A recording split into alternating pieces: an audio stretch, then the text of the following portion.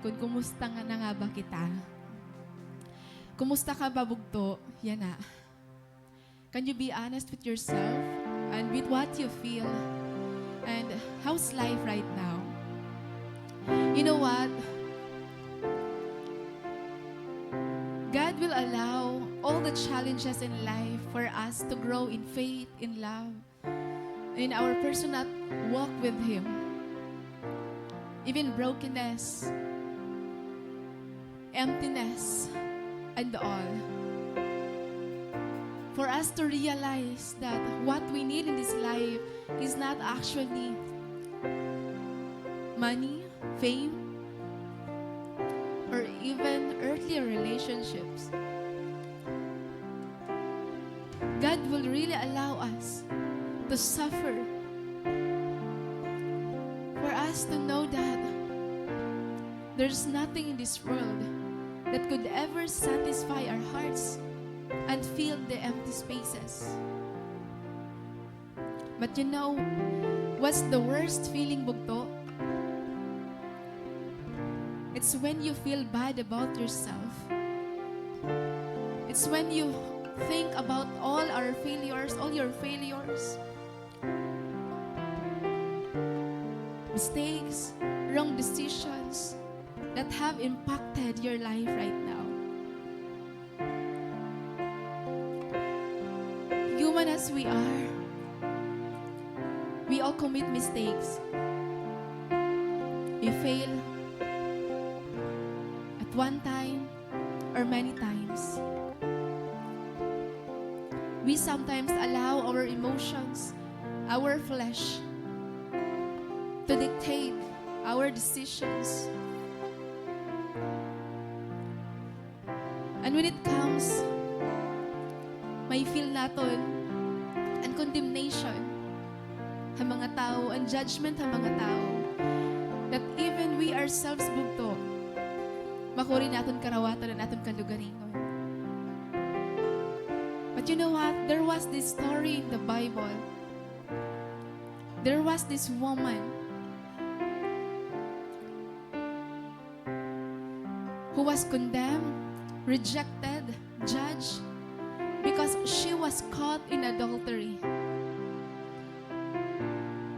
And everyone wants to throw a stone to her. But at the moment, bugto, naging kokondemn niya ang tao. Jesus came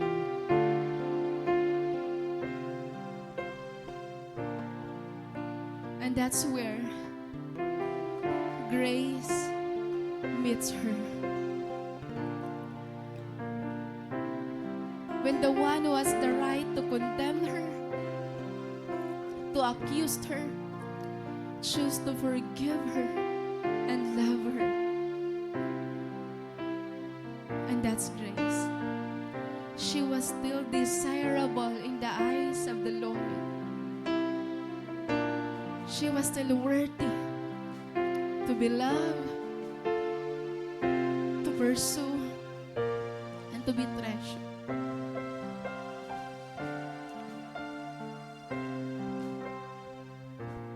And we could be this woman. We know ourselves, our failures and mistakes. And if umabot ka time bugto, nga ikaw mismo, na-condemn mo na yourself, I want you to remind today that Jesus will never do that. He has to defend you from yourself, from hurting yourself. Kasi minsan, kita na mismo nagpapasakit na aton kalugaringon. So at this very moment, I just want you to look at to Jesus. Just imagine nga, adalay hay yung matubangan niya na. And He wants you to know, bugto, that you are still desirable.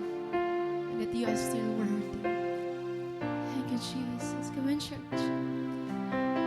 Let us bring all pains, all the burdens, all our broken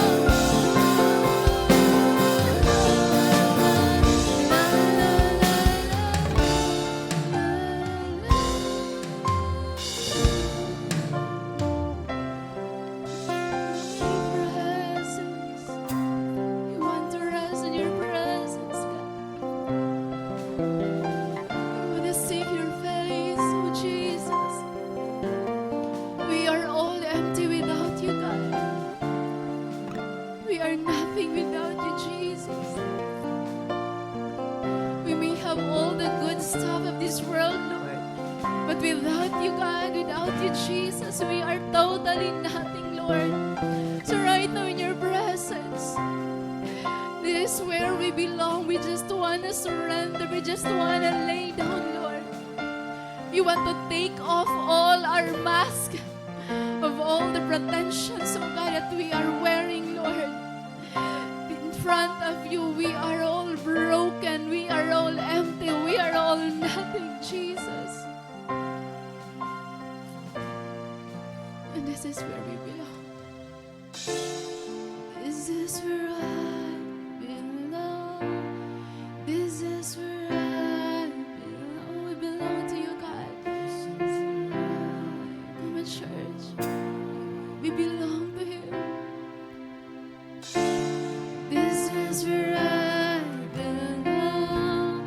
This is where I belong. This is where I belong. This is where I belong. This is where I belong. We belong to you, Jesus. Oh, belong. This is where I belong. This is where I belong. And all my heart, oh, is surrender all. This is where I belong. This is where I belong. This is where I belong. Draw me to you, Lord, to the chambers of your love. It's a place where I am one with you. Draw me to you, Lord, to the center of your heart. It's a place where I belong in you. Draw me to you, Lord, to the chambers of your love. It's a place where I am one with you. Draw me to you, Lord, to the center of your heart. It's a place where I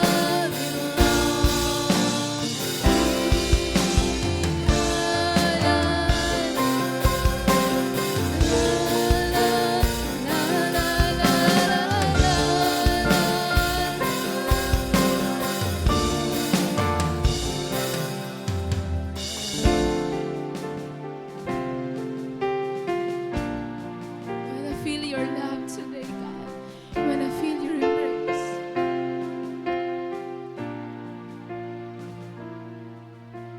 Draw me to you, to the chambers of your love.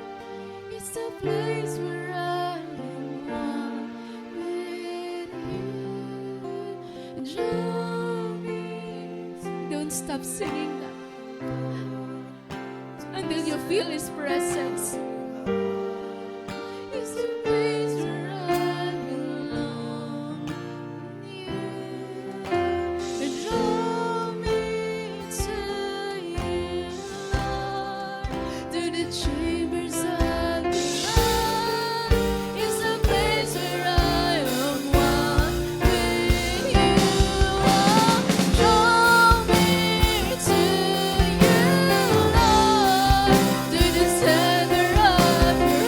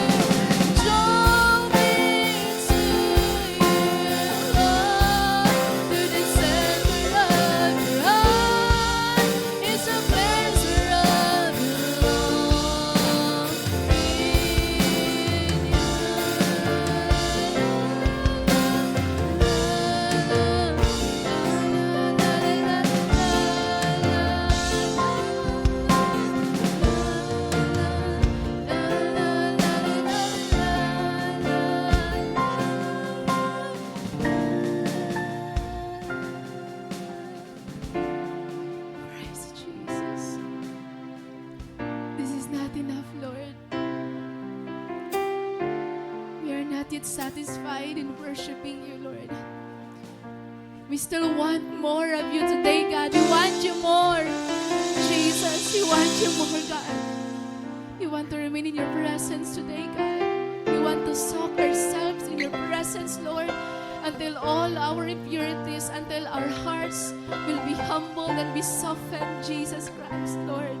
Hallelujah, Lord God. Today, para kami bang gusto mo, Lord, kundi mag-surrender, magdayo, magsimba ka dahil mo, Lord. Oh, Jesus, you deserve to be praised, God. You deserve all the glory, Lord Jesus Christ. And we know, Lord God, the more that we surrender, the more nga naga kami na healing na amon kasing-kasing. The more that we worship, the more nga nare-realize na amon, Lord, na amon word haibo. The more that we praise you, the more we realize, oh God, how powerful we are because you are our God. So today, Jesus Christ, we want to make some noise. We want to sing your praises, Jesus Christ, Lord God. We will not be silent because our God is a powerful God, a living God. You've done great and mighty miracles, and you are the same God, Jesus Christ, that we serve and we worship today. And today, Lord, we believe we will encounter your presence, Jesus. Hallelujah. Lord, be in this place. Lord God, yan ikaw po ng pataas.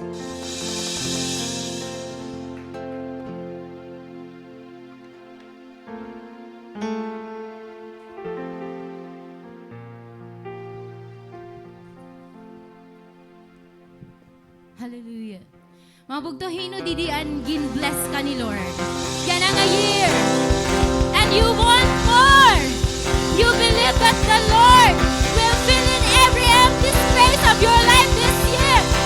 The year 2025 is for you. Hope you believe it. Who believe it? Come on. Open your mouth and sing your praise today. Let this be a day of declaration. Hallelujah. Mary has been blessed the moment she received the favor from the Lord. And this was her praises, her song of praise to God. And Mary said, "My soul glorifies the Lord, and my spirit rejoices in God, my Savior. For he has been mindful of the humble state of his servant. From now on, all generations will call me blessed." Hallelujah. For the Mighty One has done great things for me. Holy is his name. His mercy extends to those who fear him from generation to generation. Hallelujah. Hallelujah. From generation to generation, from Abraham to Isaac to Jacob, down to your family, the Lord will bless you. The Lord will bless your children. The Lord will bless your clan. The Lord will bless the next generation of your life. Hallelujah. And today we will declare, we will give everything to God. This is our very desire. He alone can fill in. He alone can bless. He alone can provide. He alone can heal. He alone can redeem.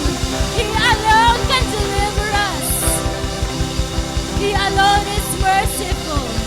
His love never ends. That's why, church, give it up for the Lord. Come on, give everything to God. Give the best worship. Give your life. Hallelujah. We give you everything, Lord.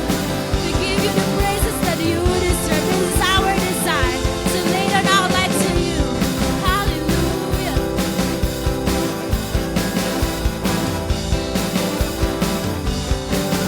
The church. I lay my life, even life down at your feet. 'Cause you're the only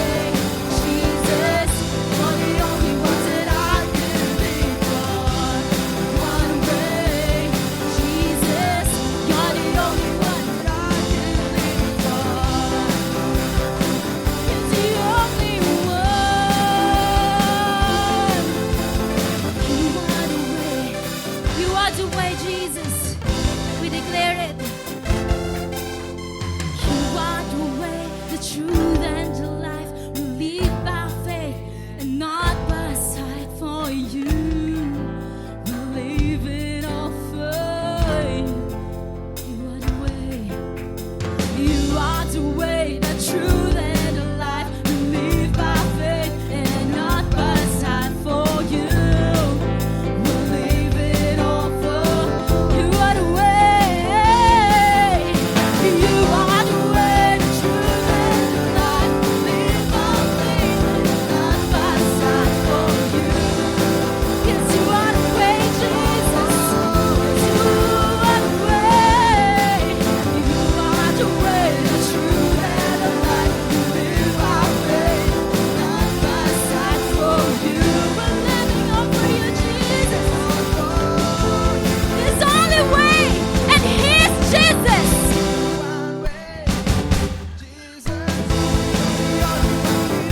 Hallelujah. One way. One way. There's no one else but you. You're the only way. You are the life. You are the truth. Hallelujah. Hallelujah. And this is the day that we want to give it all for you, God.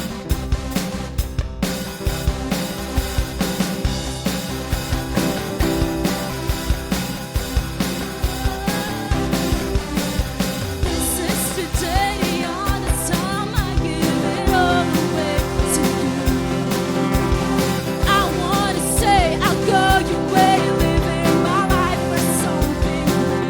I can't survive, I can't survive, I can't go on if I'm without you by my side.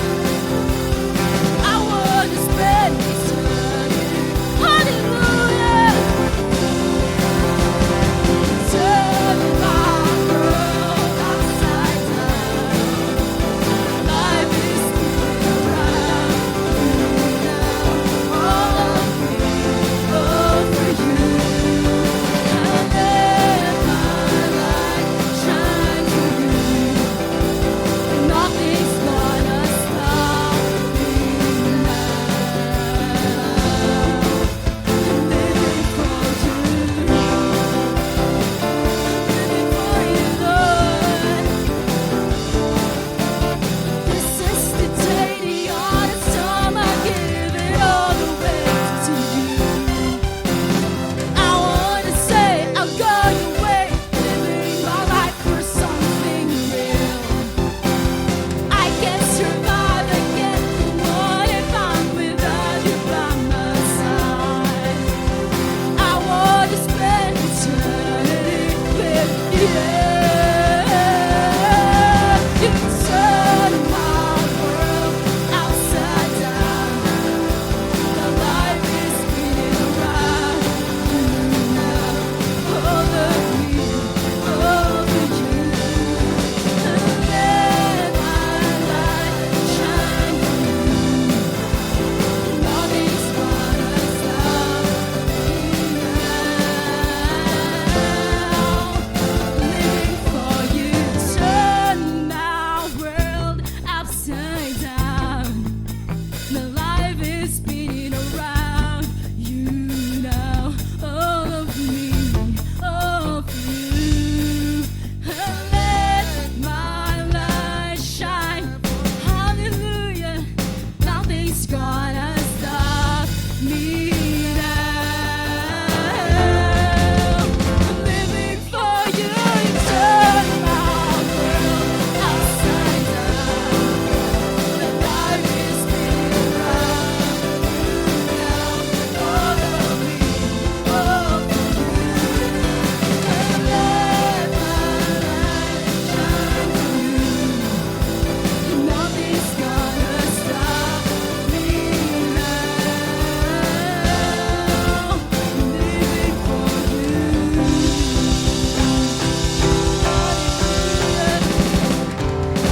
I'm living for you, Jesus. I'm living for you alone.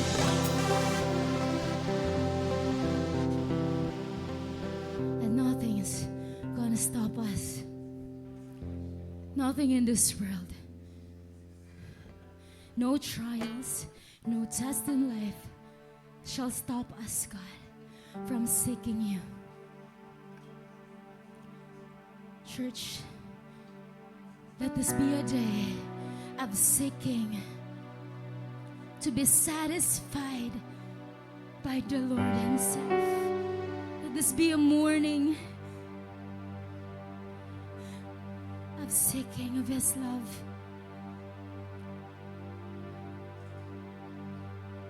This heart is created and made only to be satisfied by Him, not by anything in this world. Even if we search the whole world, we cannot find anything that will satisfy us. Hallelujah. Jesus, we seek you, Lord, today.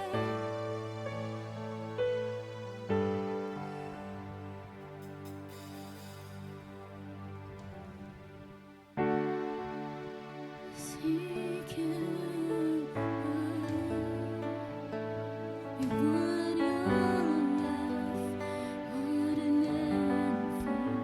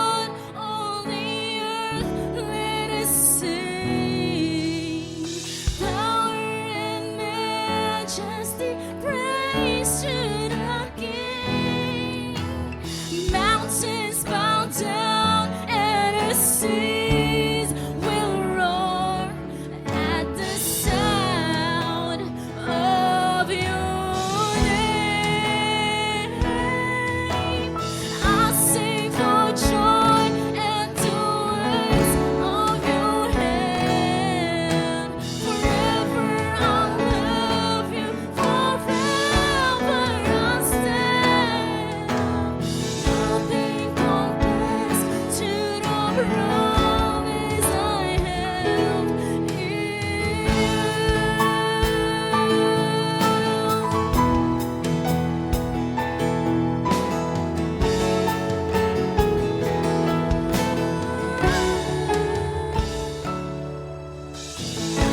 my Jesus, my Savior. Lord, there is none like you. All of my days, I want to praise the wonders of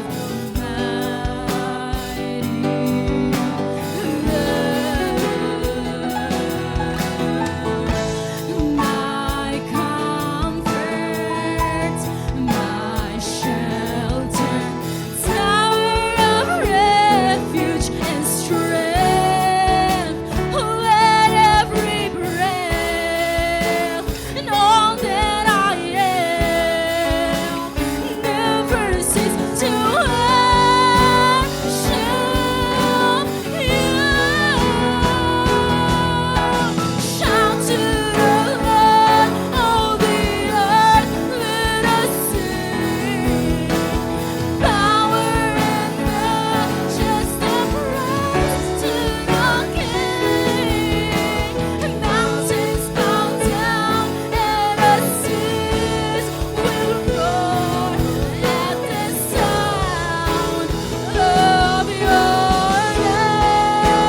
name. I sing for joy at the work of your hand. Forever I love you, forever I stand. Nothing compares to the promise I have in you.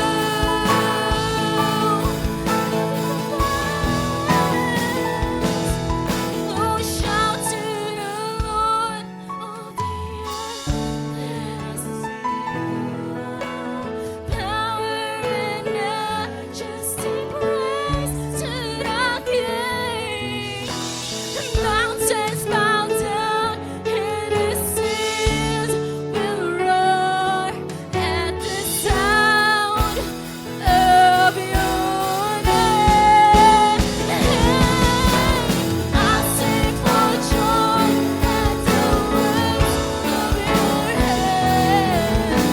Forever I love, forever I stand. Nothing compares to the promise I have. Nothing compares to the promise I have. Nothing compares to the promise I have. Nothing compares to the promise I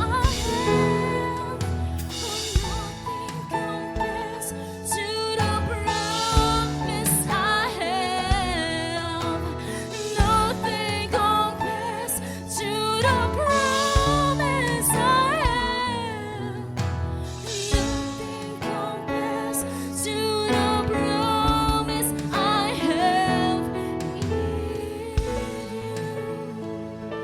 have.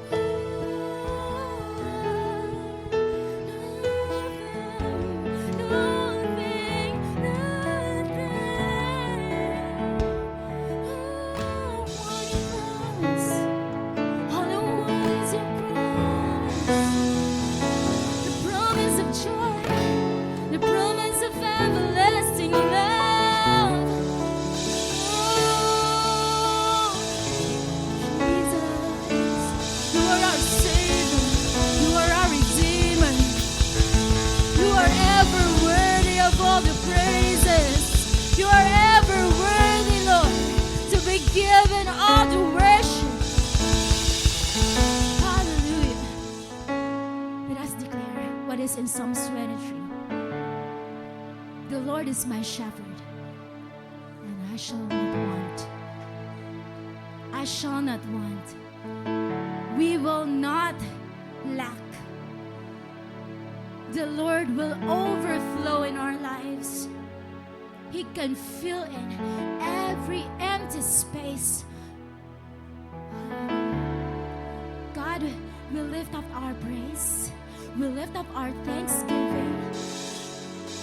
This is our declaration.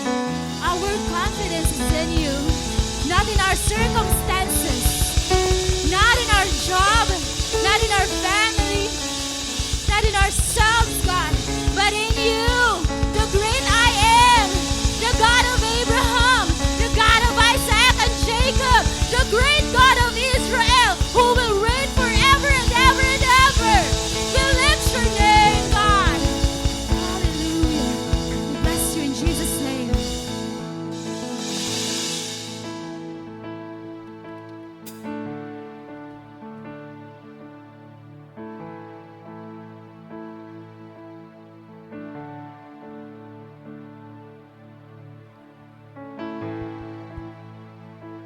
Hallelujah. Our good Father, our promise keeper. Lord, we are so grateful that you lead us in this place today. With a heart full of expectation that you will fulfill all your promises to us.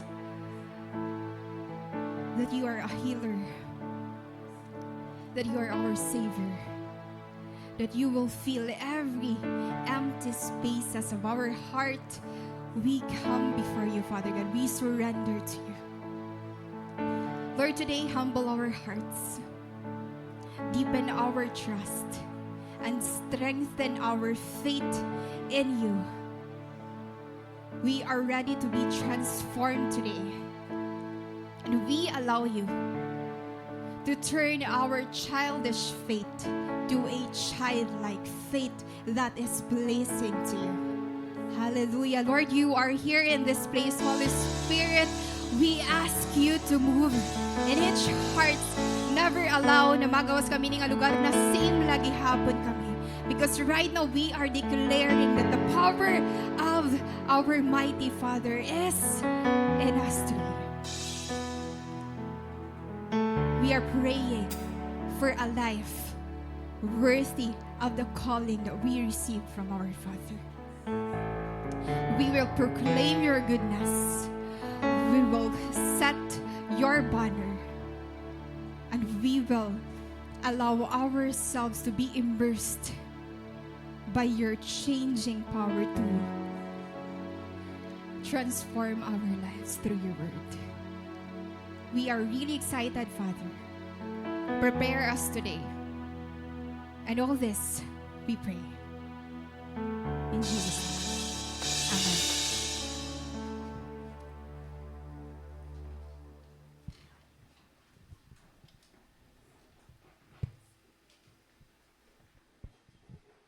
Ayan. So, good morning, SFCA. Yay! Second Sunday na kitahan December. Konting-konti na lang at mag-high na kita ha, 2025. Ready na ba ka mo, 2025?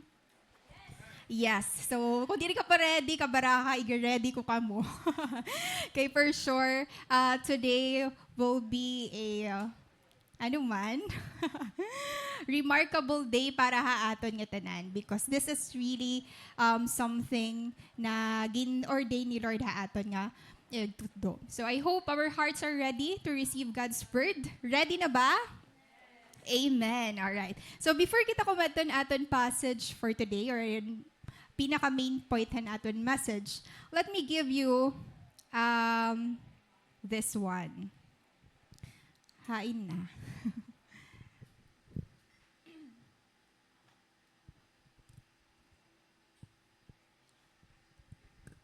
Ayan. Familiar ba ka mo mga tinatawag na quarter life crisis? Di ba familiar kitahan midlife crisis? Pero haato ng mga youth din ni ada ka na nga niya mga 20s, 30s, early 30s, ang tawag po ito is quarter life crisis. Pero kung nada ka na 40s to 60s, ang tawag ito is midlife crisis. So ayan yung kita po kanto midlife. Kaya yung kita ka quarter life crisis. And I know this is a very important topic no na i-include natin kasi this have a connection ha aton message later. Natanan kita, makaka-relate. So again, what is quarter life crisis? Ngan kay tanan kita, for sure, nakaka-experience hini.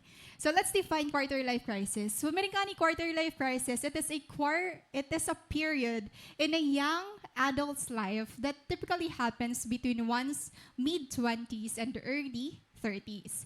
According to licensed psychologist Rachel Nido, it's a feeling of stress and uncertainty often triggered around this time in someone's life as they figure out who they are and what they want. Sino na kataas kamay ang mga nagka-quarter life crisis ngayon?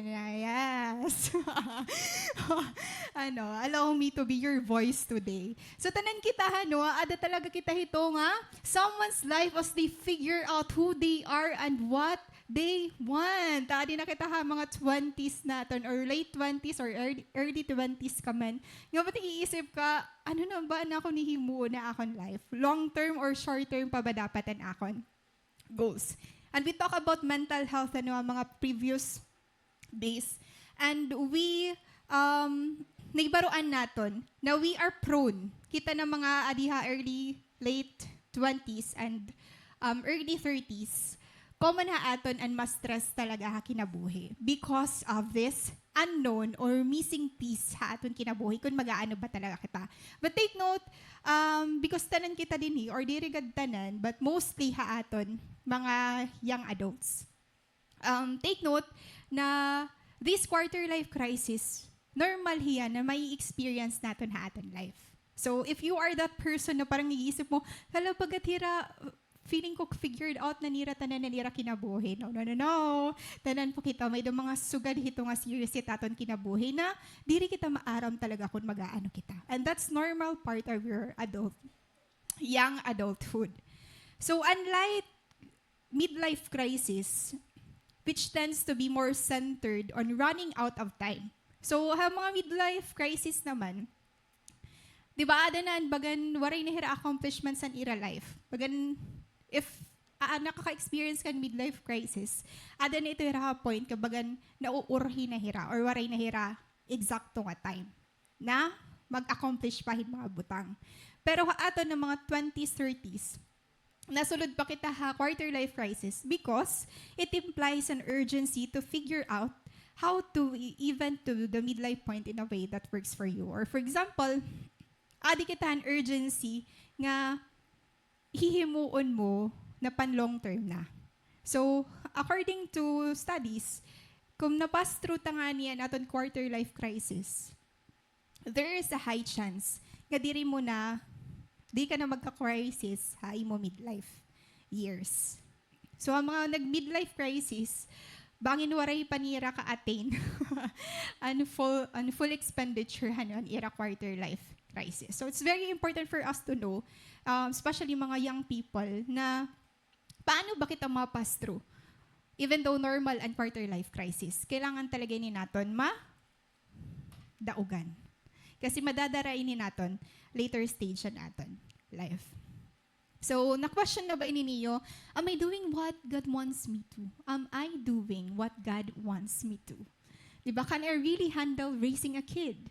Marriage, do I pick the right career or my peers ahead of me? So, ada kita ito ng mga series or mga questions talaga, kung bago ka graduate, makakatrabaho ba ako? Or ano ba nga trabaho na akong pipilion? Kung tapos ka na magtrabaho, tapos na. In end. May trabaho ka na, nag-iisip ka na kung mag-aasawa ka na ba? Kung may asawa ka na, nag-iisip ka na kung magpapamilya na ba ako? Direya, unending hiyalo. Kaya bagan, syempre, timeline nato, na ada talaga permiha edad. Especially kung magpapamilya ka na, especially ang mga babae. So, baga naada kita ito at time na naka-experience talaga tayo mga crisis nga, so gadini. But, ang quarter life crisis, nai-experience nato ni Tia, basta na-i-expose na kita sa real world. Kasi, di ba kapag nga na-eskwela pala kita or haaton, young adulthood, teenage years. Hatong teenage years, nagpaplano pala kita kung magiging ano kita. Gusto ko mag-nurse, gusto ko maging teacher. Kapag teacher na ako, so ganini. Di ba may dapa kita ito plan na for the year, after kong magtrabaho, magkakabalay ako. After kong magkabalay, magsugad ako ini. Tapos, kapag na-expose na kita sa real world, di rin nga yan hiya sugad ka posible. Or di rin hiya sugad ka dali. Ngayon na-frustrate kita. And that part, di na nato na-experience or nagkakamay-ara kita quarter life crisis na tinatawag. So, we begin to feel lost. Feeling na to nawawara na kita. Hindi rin na kita maaram kung paano mabalik. Whether it be in your career, or your personal lives, or even communities na kundi na belong kita. And note bugto, that if someone had a firm idea of who they wanted to be or what they wanted to do, mas dako ang chance na an effectan quarter life crisis kapag ikaw ano sa nga tawo nga may daka firm idea imo sarili kung magiging ano ka talaga in the future. For example, ikaw talaga ang klasihan tao nga pagkabata mo pala, maaram ka na nga magi-engineer ka. And you are imagining yourself na nagtatrabaho kayo ni nga usang nga firm. Or magtatayo ka ni mo usang nga firm. And then kapag diri mo ito yan na-attain, grabe ang balik hai mo. Grabe ang anxiety, grabe ang depression, grabe ang imo pagka-lost sa life. Nga feeling mo, di ka na maaram kung paano i-continue ang imo life. Diba? So, unlike ka mga tao nga go with the flow la. Nga kung ano lang course nga damo, dito ka laliwat. So, iba-iba yan effect. So, I don't know if you are that person nga may firm ka talaga nga stand na gusto ko talaga mag-nurse. Pag trabaho ko, mag-nurse talaga ako, mag-abroad ako, magsusugad ako yun eh. Then, quarter life crisis, ayaw ka pa usa kon so ganito liwat an maghita aton. Because diri tanan nga gusto naton or ginpangarap talaga naton ng mga bata pa kita. Naihimo naton kapag adult na kita. Tama ba?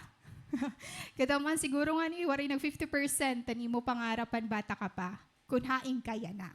Kung naada kaya na, praise God. Pero ang mga waray, okay na iton. Now, there are two types of quarter life crisis. So, kitaan na lang kung haing kadida. May tinatawag kita nga lock-in ngan lock-out.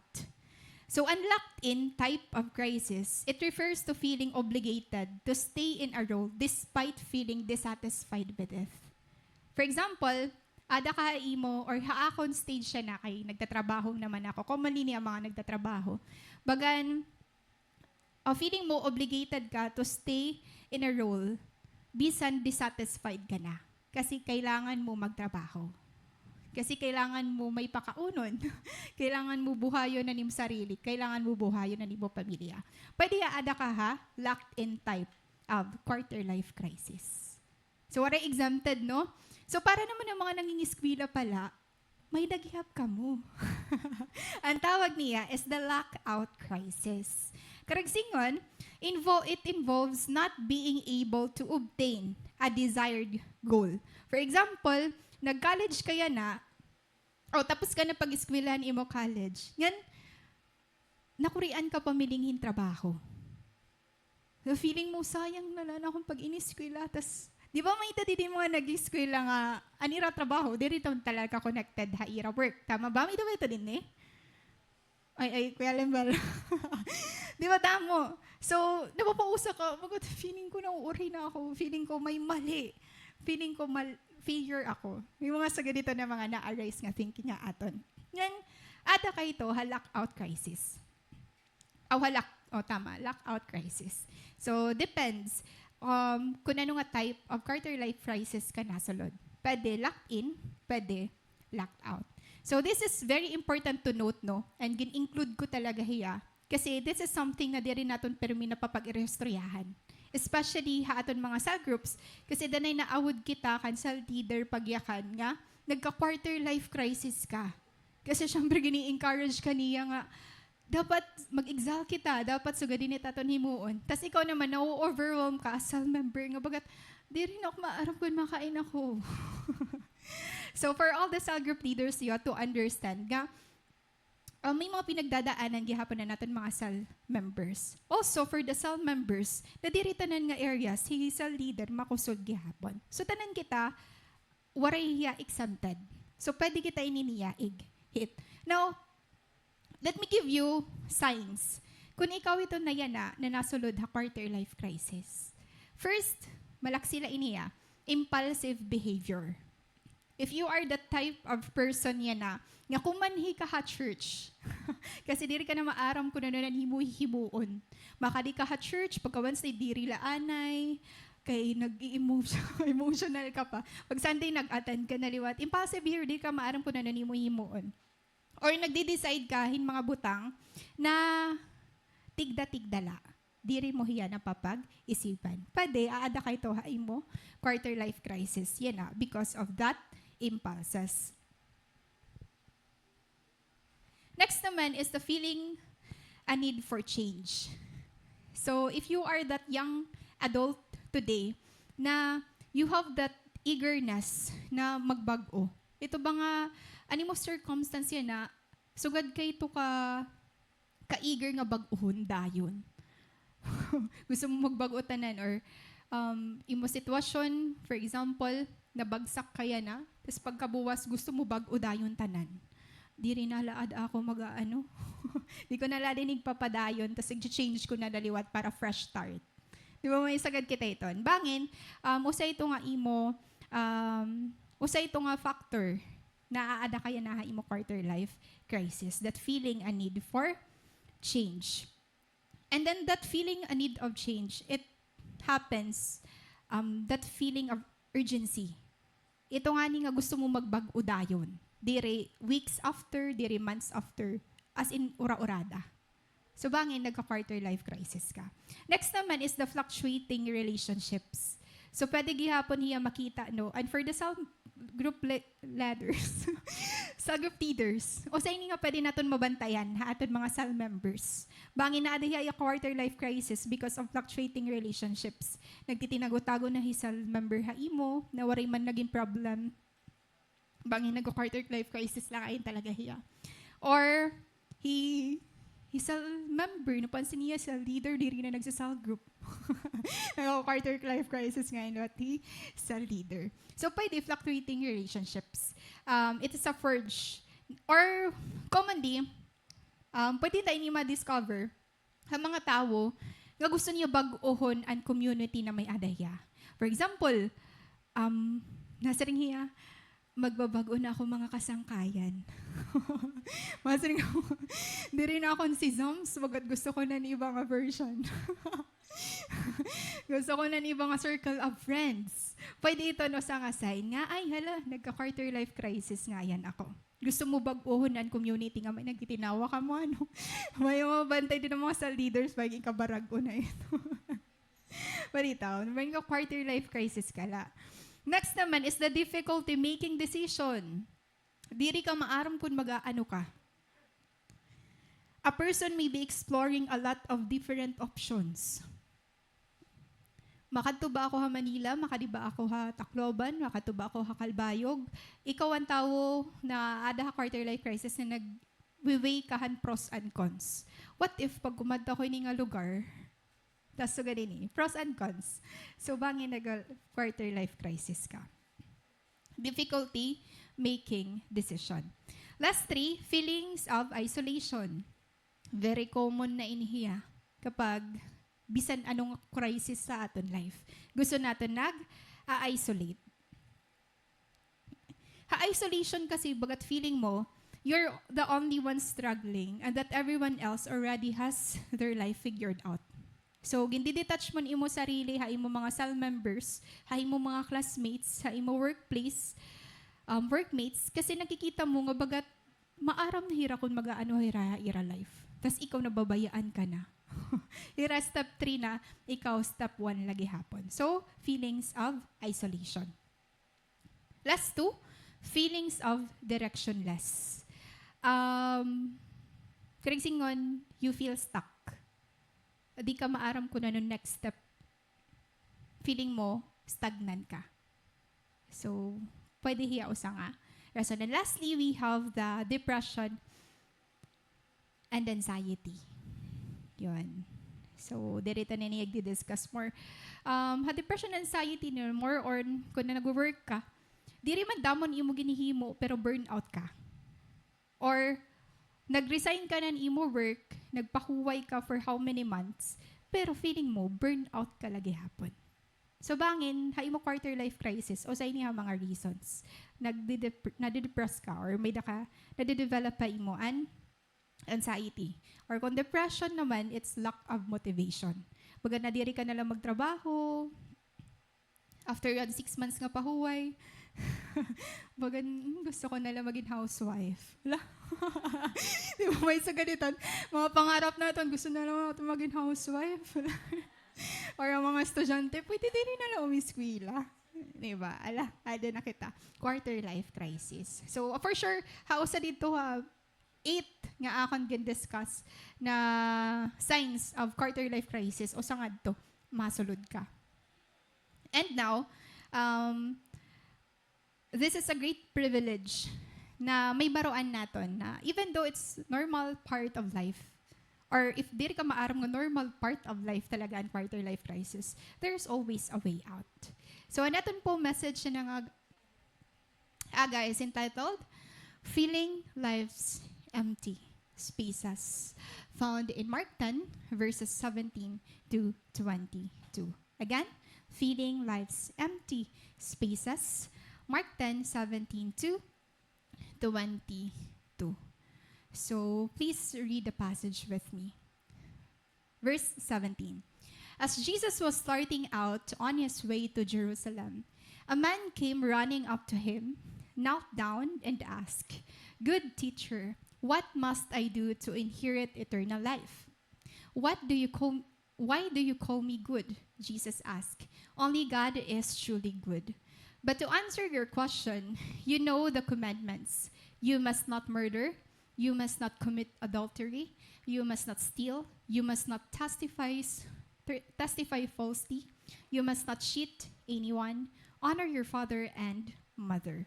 Verse 20. Teacher, the man replied, I've obeyed all these commandments since I was young. Looking at the man, Jesus felt genuine love for him. There is still one thing you haven't done, he told him. Go and sell all your possessions and give the money to the poor, and you will have treasure in heaven. Then come, follow me. At this, the man's face fell, and he went away sad, for he had many possessions. May the Lord bless the reading of His word.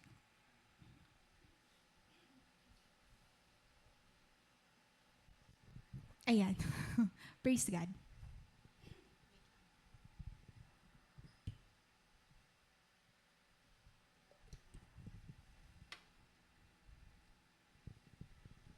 No, I know familiar kitahan natin passage no, pero may tari inihiya na api. Or pag may mga segue nga ni kita nga mga gaapi nga mga story, usa talaga inihiya, ini nga young rich man. So, yan na, focusan natin, ano ba talaga ang ibig sabihin, ini nga story. Now, let me give you this part. So, may tinatawag kita nga childlike faith and childish faith. So, we have to differentiate the two. Kasi ginhatag ni Lord, the preceding verses, hanaton passage siya na, may dadida mga certain topics pa nga gindilhi Lord. So, one dida and verse 14 to 16, nayakan didihi Jesus. When Jesus saw what was happening, he was angry with his disciples. Let the children come to me. Don't stop them, for the kingdom of God belongs to those who are like these children.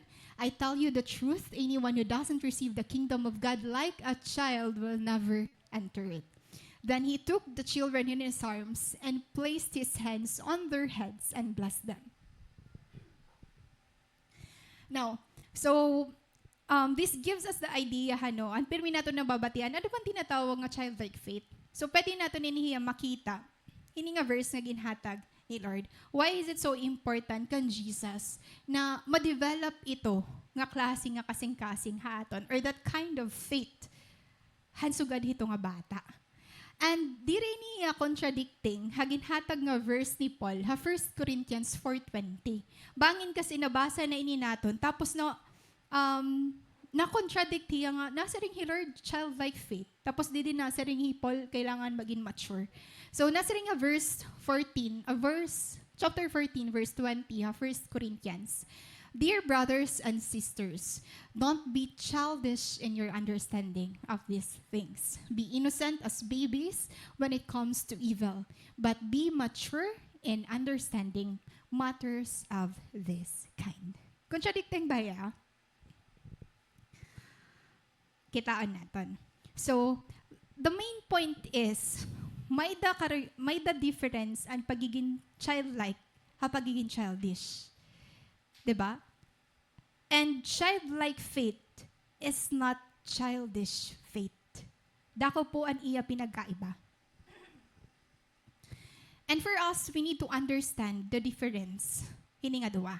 Kasi bangin, ang papractice naton nga klasihan faith is the childish one, which is not pleasing kay Lord. Ikaw ba, ibata, di ba? Ano ba't difference si childlike ng childish? Pag sabihin ka ni childish, baga-baga kat bata nga madali magtantrums. Di ba bata kapag diri mo nga ni natatagan it iya gusto, nagdadabog, nagwawala, diri mo mapugan, kasi gusto niya, kung ano niya gusto, asya niya makukuha. So in short, childish faith, ang iya focus is more on pagiging selfish. Kasi gusto mo, kung ano lang nakukuha mo.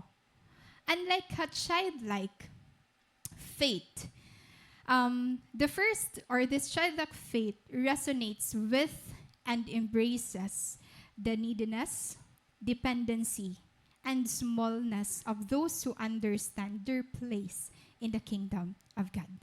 Diba? And diri good maupay nga side han pagiging bata is an iya pagiging madali magtantrums. Ang maupay naman side han pagiging bata, grabit iya dependence sa iya parents. Tama ba? Na-obey ka ba imo parents? Diba? So ganito ka dependent it bata ha iya parents. Pagkaon, pag-eskwela, tanan nga imo kailangan, dependent ka ha imo parents. And na siya itong ginsisiring ni Lord, and gina-highlight niya, hininga verses sa Mark 10, verses 14 to 16. Kailangan ko no kita, magkamay-ada kita yung sugad hininga klase nga, heart. That childlike or childlike faith na tinatawag. Diri ang childish faith nga madali ma-offend kan Lord. So, this is a demonstration of pride and selfishness haparthan pagkamay-ada hin childish faith. So, asya ning ginpo-point out ni Paul. Kasi, diri clear ha Church of Corinth, no? Kung ano bang tinatawag nga childlike faith and childish faith. And na nakikita niya nga klase nga faith nga na-develop ha ira is the childish faith. Which is not something nga kailangan natin i-promote or i-pass on ha aton mga members. Paul isn't contradicting Jesus' teaching about becoming like a child in order to inherit God's kingdom. So this is not just about inheriting God's kingdom, about heaven, having eternal life. Aniya what gusto i-emphasize is paano natin ma-experience si Lord mismo din ni na nabubuhi pa kita. Kasi di rin natin makikita that God is really moving in our midst. Di rin magiging activated and hope and faith nga may ada kita. Di rin kita magkakamay ada reverent fear na himuon ang mga bagay na tama or mali. Kung di rin kita maaram, na-exist talaga hi Lord. So if our motivation is just future, kailangan preparehan natin hiya. Yan na. So this is something that Paul is also emphasizing a church na having childlike faith doesn't mean celebrating childish thinking. So, ang pagiging childish, no, nagsa-start hiya ha aton belief system, ha aton perspective. So kung diri ka natutduan hintama, ani mo actions liwat, ma-resonate dida.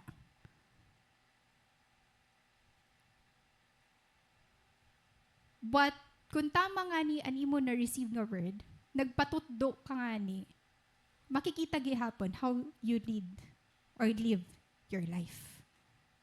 Tama ba? Yan di ba, that is the kind of example nga nakaka-attach sa mga tao surrounding us. Na nakikita nira nga magkaibaan aton pag-livehan life, kalibutan. So, this is not something about pagiging childish sa aton thinking. Kaya nasa rin Paul, be mature in understanding. So, di rin iya pagkabata-bata nga ginihimo naton. Di ba, mga 20s na kita. Pero, mga ginihimo, mga high school lagi hapon. So, di rin man good luwati about dida. But, ang gusto gi-emphasize ni Paul is be mature in understanding. Pwede bata-bataon kakiton, pero matured ka, haimo mga, tawag ini? Ano man? Mga opinions nga may ada ka. Or haimo mga naaambag, haimo mga nakukontribute, haimo sa group. So, be mature in understanding. So, dida, having that kind of mature understanding, dida na di-develop pa magkamay ada kita in childlike faith. Kasi, nakikita mo na diri mo kaya nga ikaw la. So, nadi-develop pa imo ang dependency pakada kan Lord. So, ang result, instead of childish faith, nagkakamayada ka in childlike faith pakada kan Lord. Knowing na it is only by God na nakakaya mo himuon ang mga butang na diri mo nahihimo before. Naintindihan niyo? Yes. Alright. Nasa nga ni C.S. Lewis, God wants a child's heart and a grown-up's head. Again, God wants a child's heart and a grown-up's head. Di ba ikaw as a cell leader, gustong-gusto mo cell member nga willing matuto. It's cell member nga napakiana.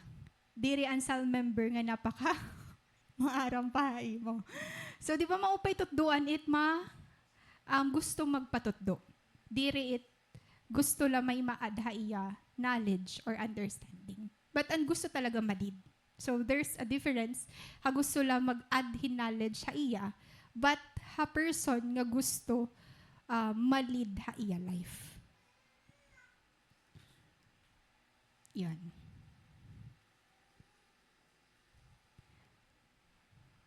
So, verse 17, take note that Jesus was starting out on his way to Jerusalem.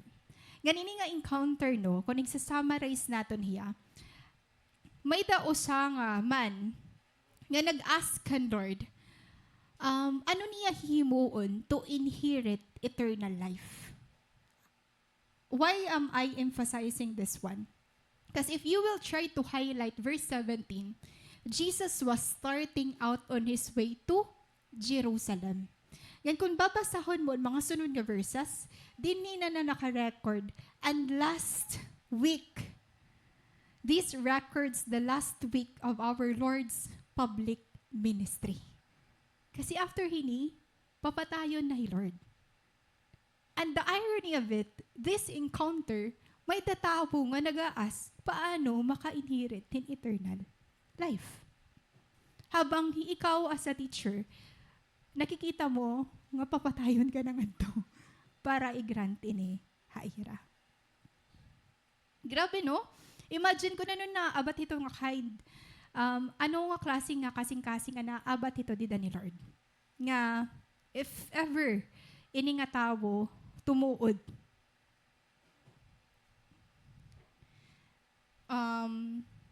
Diri sugad kabugat para kan Lord na dadon ang cross. So, kita ko natin kung ano ba mga nangyari ha mga sunod nga part.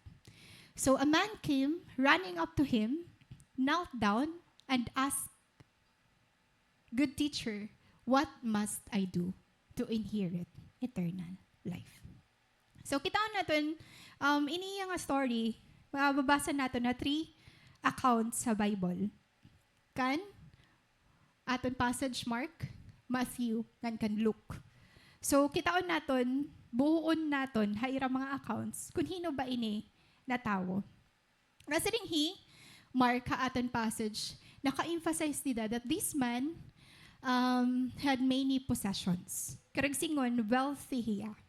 Mayaman hiya nga, tao. How many possessions? Yes. Matthew gihapon naka-emphasize that this man has great wealth. Pero actually, ang pinaka-main point nila is the young man. Kadto na lang ni Yoan Square. Kaya dito naka-emphasize na iniya, di rin mayaman, young hiya, bata pa hiya. Bata ka pa ba? Mayaman ka na ba? Medyo ikis kita na mga part. But ang emphasis natin, bata hiya. Mayaman hiya, damo hiya possession, wealthy hiya, and check pa hiya, bata pa hiya. Young man. Ka-account naman ni Luke, nasisiring hiya that this man is a certain ruler. Yeah, grabe niya standard, Asya ko din ng mga klasihan tao nga diri mo gusto daupan. Di ba? Bata pa ya, mayaman na ya. May da pa ya estado ha iya kinabuhi. Bagat high educated person. So asya din pag-describe naton, na-encounter naton nga tao or na-encounter ni Lord nga person. So again, asya din naton makukuha, ang permi naton nababasa na tinatawag yang rich, young, ruler. Yan. So, added iya tulong account para makita natin ang whole picture. So, ako mas ginpili ko an Mark. Ala? Okay.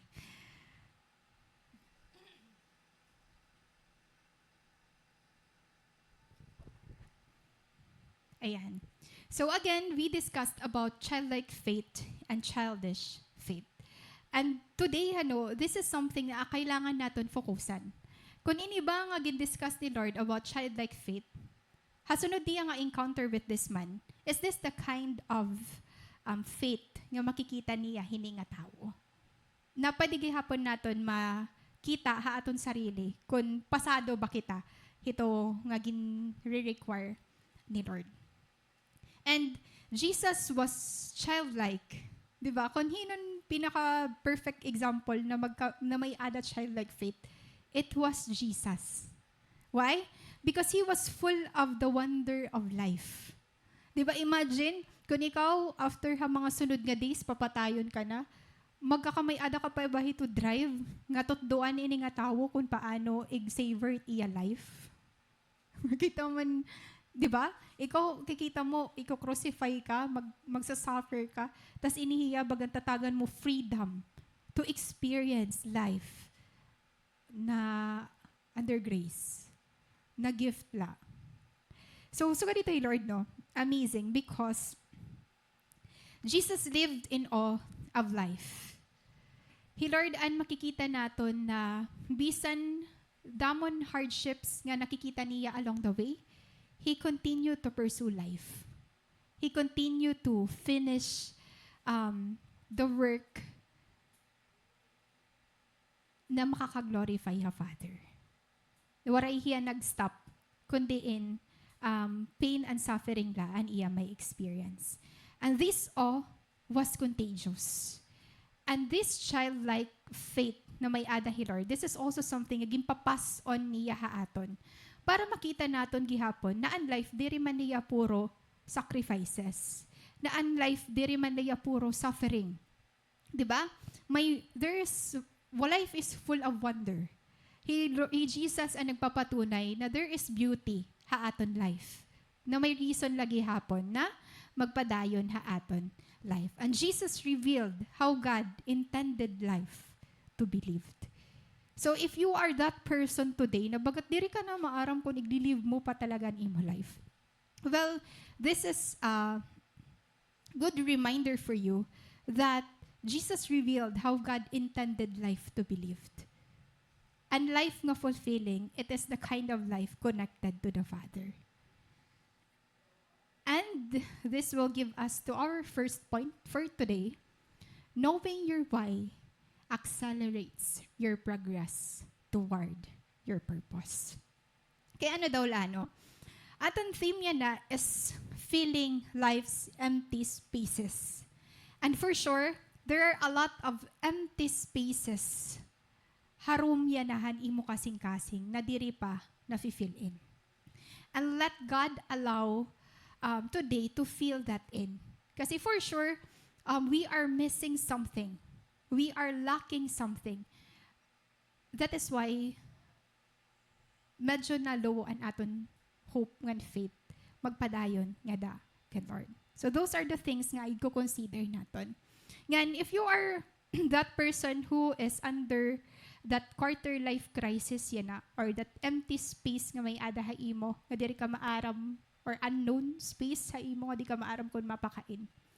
One thing that you need to surrender is that purpose ha imo, that call or that calling ha imo. That is something to be defined by our Father, not ikaw. Diba? Kasi bangin, you are that person who is defining kung magiging ano ka in the future, na diri mo na-attain yan na. Kasi diri ya connected how will ni Lord. So it's very important to know your why so that you will accelerate your purpose. And kapag may purpose, makikita mo ang progress dida. Or you will be allowing yourself to win. You will allow yourself to celebrate even your small wins kapag in-surrender mo hiyang kan Lord. Now, parallel accounts no na Mark, Matthew, ngan Luke. Dito natin nakita that putting all this together, makikita natin that this person is a rich young ruler. Nga di rin natin i-separate ha aton no, kasi kita gihapon, same kita hini haiya. Mga bata pa kita. Though di man kita possession-wise wealthy, pero usa ini nga character or this is the kind of estado ha kinabuhi nga pa din naton makita aton sarili hini nga tawo. He was certainly well known, a man of power, influence, and wealth. Kaya ano, because he is also a certain ruler. Karag singon, tungod may word nga certain, kilala hiya kung hino hiya. Diba? Damat ruler. Pero that notion, nagimbutang uncertain ruler, it emphasized na this person is really well known. Kilala hiya kung hino hiya. Diri hiya kilala generally as ruler, but kilala hiya kung hino hiya nga klase nga ruler. And because sikat hiya, well known hiya, dako ang sphere han iya influence. And imagine, kung ikaw itong klase han tao maging gagamit ni Lord, that you have that big sphere of influence. Damo gihap na tawon imo pa di matouch para madarang adakan Lord. Diba? So, in other way, kitaon naton kung ngayon kita nga ira gagamito ni Lord. So, evidently, he heard Jesus teach and was impressed with what he heard. Di ba mabalik kita? Nayakan niya didi. Good teacher, what must I do to inherit life? Pero, fokusan natin kung paano niya dumaop kan. Lord, again, well-known niya, he's a wealthy person, pero ano ang klase ang pagdaop niya kan Lord? A man came running, knelt down, and asked Jesus. O sabay ni nga klase na i-expect naton how well-known man? Is it, o sabay ni nga klase hantawo nga i-expect naton nga maluhod para mag-ask kan Jesus? Diba? So there is something bad tanan about this certain ruler tungod lawar hiya nag-follow kan Lord. But let's see the whole picture about this man. So that's a good part, diba? Nga nakita naton ang reverence niya nga magpakianan talaga kan Jesus. So ibig sabihin, this person evidently heard Jesus teach and was impressed with what he heard. Because hiya mismo, ruler hiya. So may nakita hiya kan Jesus, something nga na-impress hiya. na nag-point out ta iya nga dumalagan yan mag-bow down kan Lord pag-ask kini nga pakiana. He was eager to get to Jesus with incredible respect and honor, so he knelt before him. Now, the man asked what he must do to inherit eternal life. Encircle the word inherit. Nasa niya, what must I do to inherit eternal life? So, didi makikita natin na maupay niya pagdaop kan Jesus. Maupay luwatan niya pakiana. Pero ano nakikita na something wrong ni Jesus behind all these things nga nakikita niya ini nga tao. Kasi kung kitan makita, we are so impressed. Hala, what wealthy man, man with high standing, madaop kan Lord, bowing down, makikita natin nga, grabe iya, reverence talaga. Nga dakan, Jesus nga makilala hiya. But anong gusto i-point out di ni Lord? Or anong nakita di ni Jesus? Kasi nasa rin man iya response. This is something contradicting haklasian iya pagdaop kan Lord. Diba? Nasa rin man na-rebuke hiya di. Why do you call me good? Jesus asked. Only God is truly good. Kumbaga, if you are expecting, kung ikaw, naka-witness ka hadto nga pagdaop niya kan Jesus, that he ran, grabe niya excitement pag kilala kan Lord, ngan pag he knelt down para magpakiana kan Lord, ma-amaze ka diba? And this is not that kind of response nga imo gi-expect kan Jesus. Why do you call me good? Jesus asked. Only God is truly good. This person, pwede natin makita, or this example, we can learn that we might even get the sense that this rich man knows something is missing. Imagine ruler hiya, wealthy hiya, ano pa ba ang kulang ha iya life? But the main part nga may ginpakiana hiya kan Lord, maaram hiya ha iya sarili that there is something missing. Na diri niya makita ha iya wealth, missing na diri niya makita ha iya life, missing diri niya makita ha iya actions, missing na diri niya maaram kunyain nagtitikang. But the thought is, this man recognized nga may diya something nga gusto nga answer, nga gusto ma-receive, nga hi Lord laan makakabaton. That only Jesus can give him, or could give. Now, the problem is, as a rich man, he understands inheritances. As mayaman nga tao, ano ban imo pagka-intindi an inheritance? This is something that you, para hini a rich man, nadamot iya possessions, for sure bangin may mga lupa hiya or what, maaram ka that this is something nga gina-acquire. This is something nga babaydan mo, or may dakay gagawas, and then marireceive mo. This is something focused na may hihimuon ka para ma-receive mo iton. Diba? You get the main point? What must I do? What must I do to inherit eternal life? And this rich man misses something about hiton nga pakiana. The rich man's secure status in life led him to keep asking the wrong question. Karigsingon, pwede sugad gihapon kita dumaop kan Lord at first. We knelt before Him. Grabe aton pag-surrender hanaton life kan Lord. Grabe aton pagdalagan pabalik kan Lord. But tama ang tawo nga aton gindaupan. Pero diri nato nare-receive an right answer because we are asking the wrong question. Ngan ito nga wrong question, no? Rooted hiya behind your motives. Kasi diri man natin makikita ang motive dida kung babasahon la naton. But there is something nga na miss point ni Lord o na miss out naton didi nga question. Kung kay ano, sugad ang pag deal ni Lord, hini nga tao. Pwede man sobrang dahil ni Lord, you accept me. Diba? May mga nangyari pa dida. Bago kita kumadto, pinaka main point. And then, nasa rin ni Lord, but to answer your question, you know the commandments. You must not murder. You must not commit adultery.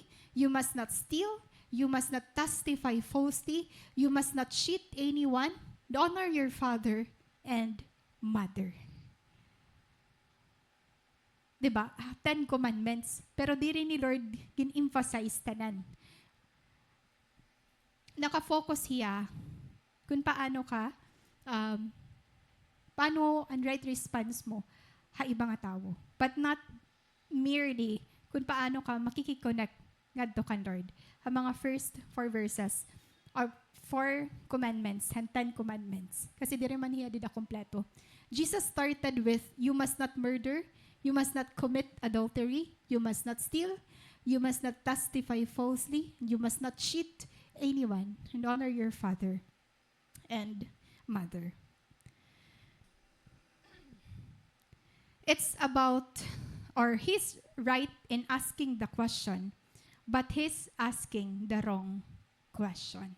Because, ang kasabot niya, ang pag-inherited life, it is something na kailangan i-acquire. It is something na work on niya hands.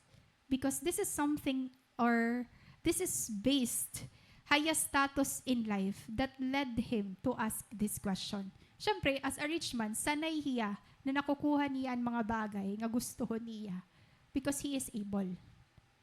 He is in control. And he can do things na gusto niya. And he wants to know what he must do.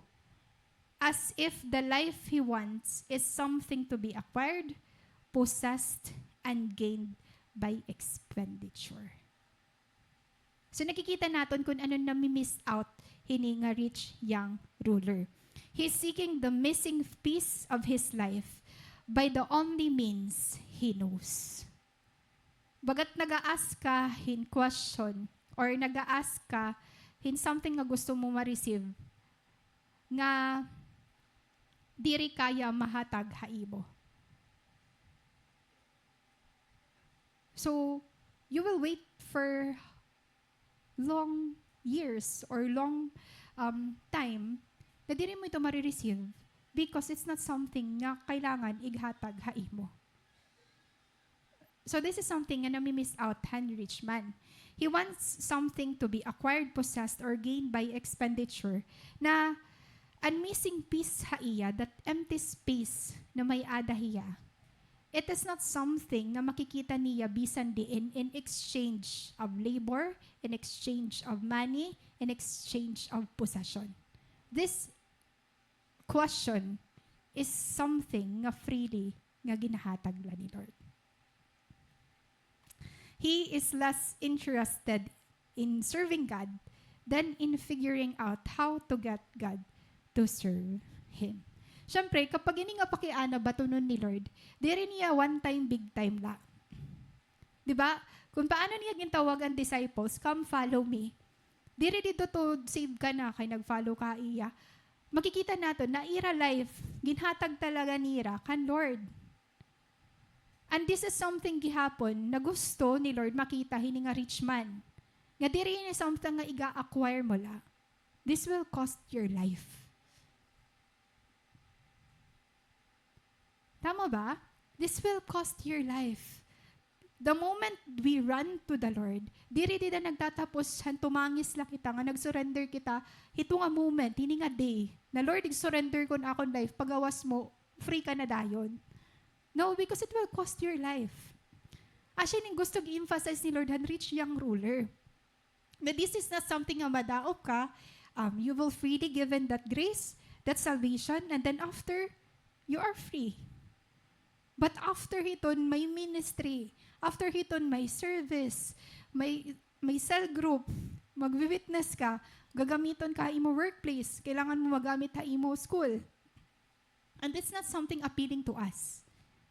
And this is not also appealing either hini nga rich young ruler. Diba? Kay hinubaan magtatrabaho, mayaman naman ako. Tama ba? Kaya ano ko kailangan mo nito nga tanan na ruler na nga ni ako, mayaman pa ako, and ako na is, I ask you to do this and give me that. And then, tapos. Amazing ang pakian ang baton ni Lord niya. But to answer your question, gintagan niya hin commandments. Kasi, iya notion, asya yun gusto nga requirement nga gusto. This is the kind of requirement kag live out mo. And this is something nga requirement na kaya mo himuon. But this is not something nga ready ka ba nga na kung ginahatag nga baton, something nga kaya mo luwat i-live out.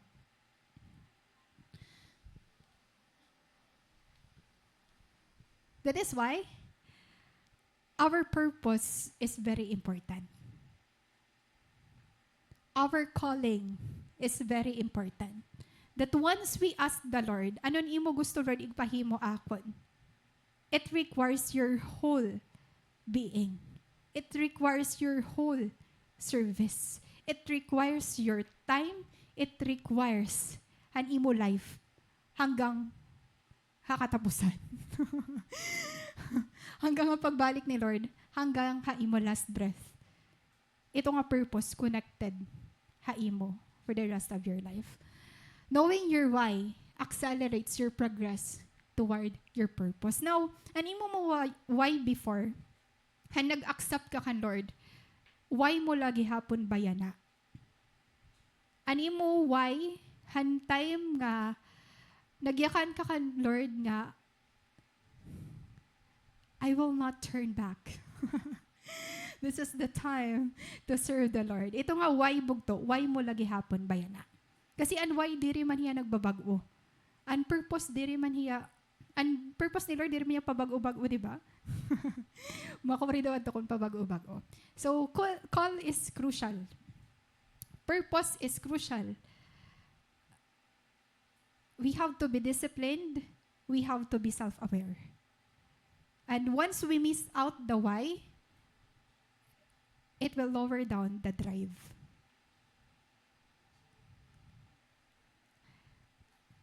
Amen. Ayan. So,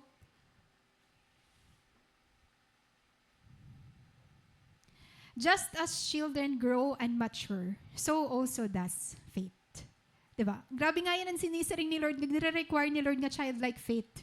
Kahunan naton masayon lahiya diri nga yan. But nobody's beliefs all stay the same throughout all life. Instead, everybody matures and grows in what they think and believe. Diba naton, nagsastart ba na kita kan Lord, na progress man hiyan aton thinking. May mga ginihimo kita before na diri na naton ginihimo yan na. May mga practice kita ha aton cell group, gagin change na naton yan ang aton mga strategies. So nag-iiba-iba hiya bugto. So it's very important nga dapat maaram kita kung ano ba reason kay ano nagfo-follow kita kan Lord. Kasi there are a lot of strategies nga pwede mag-arise, nga pwede gihapon naton magamit para maging fresh lagi hapon na aton, ang aton drive pakada kan Lord. And ang pinakakihinin din is may baro kita magpakiana. You know that questioning is an encounter with what we do not know. Tama ang ginhimuhan rich young ruler. Nagpakiana hiya kan Jesus. Because we ask because we do not have the answer already within ourselves. Di ba bata, grabe magpakiana. Diri ito na stoplight usa nga pakiana, sunod-sunod iton hiya. Because in questioning, we notice the negative spaces in our understanding. Ang mga kasabot mo nga maara mo na change hiya, tungod diri nga iya inline hatama. So there's power in questioning. There is knowledge and wisdom hapagpakiana. And that is something na gina-require ni Lord haaton. Dapat nagpapakiana kita kan Lord. Dapat we remain that curiosity haaton na habang nag-aaram kita ang word ni Lord, we have that questions in mind. For example, inihiya nga passage. If you will just read that, diri mo madidiscover that there's a lot more nga nakaka-cover up, di ba?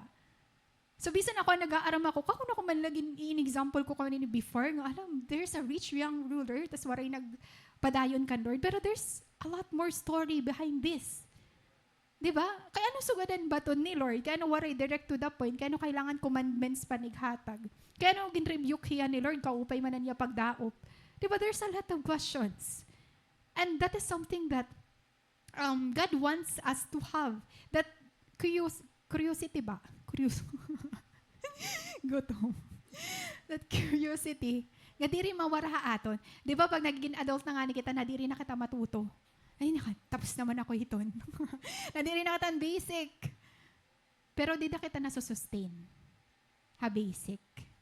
Ang childlike faith, basic man lain hiya. Di ba? Diri tanganin na ako, and kayo, let the children come to me. But okay, gagamit tayo nga verses sa mga kabataan. But it applies to every one of us. So, there's a lot more. So, always be curious. Singay mo sapit. Explore. Di ba? Explore. Diba? Nawawarayan ka, drive ka, diri ka na nag-i-explore.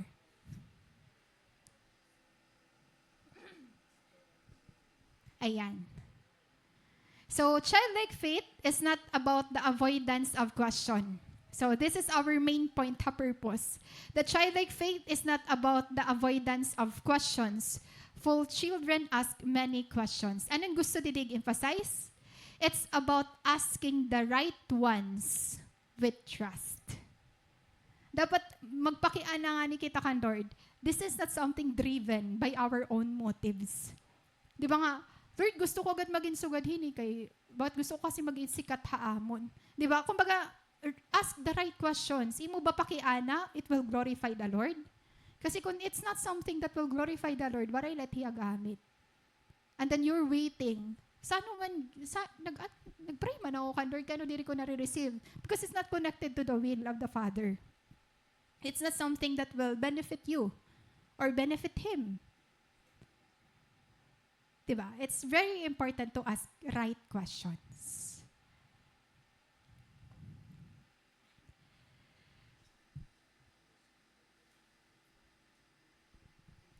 It's about seeking understanding with a humble heart, knowing that God has the wisdom to guide us.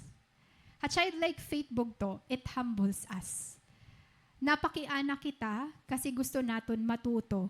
Diri gusto naton matuto. Diri nga gusto naton mag-test in truth or lie. Diba ito nga, iba kasi itawo nga gusto matuto, hatawo nga nagpipinan tahit malihit iba. So, childlike faith, ang gusto na gine-require ni Lord is seeking understanding with a humble heart, knowing that God has the wisdom to guide us. For example, anong karisingon is, kapag may kaaway ka, namimiling ka in verses about enemies, God will strike you down. Diba? May mga sa ganito. It's not right questioning. Diba? Lord, tagi daw akong verses nga, mako-comfort ako kay ginaaway ako na kankaan. So tagi ako in verses nga, makikita ko didi nga at the end of the day, makikita ko yung ma-fall down. It's not right questioning. Diba? It sounds funny, but it's really not right questioning. Diba? Pero kung ikaw gusto mo talaga matuto kan Lord, o nga to kan, love your enemies. Paano mag-love, Lord? Nasaktan man ako. Diba? Itong gintitweak ni Lord, imo mga diri kaya himuon, nahaiya kaya mo mahimo. Diba? It's about exploring. It's about curiosity. It's about submitting kung ano pan kaya ni Lord himuon ha aton. So yun. Ngayon na kita second point. Di na. So after that, verse 20, nasa ring man, teacher, the man replied, I've obeyed all these commandments since I was young. Looking at the man, Jesus felt genuine love for him. There is still one thing you haven't done. So this is something bugto nga kailangan ma-emphasize sa aton. After mo nakita na examine ang imo life, there is still one thing you haven't done. What is that one thing you haven't done for the Lord? Ako amazed ako rich young ruler. I've obeyed all those commandments since I was young. Ako na lang umawod. Makaarabod man na. Siyempre, since I was young. And take note, ang pag-respond ni Lord Bugto, The man continues by claiming he had observed all those commands from his youth. But Jesus does not challenge his claim. Wala yung challenge ni Lord daw. Sige daw, di kang kabata ha.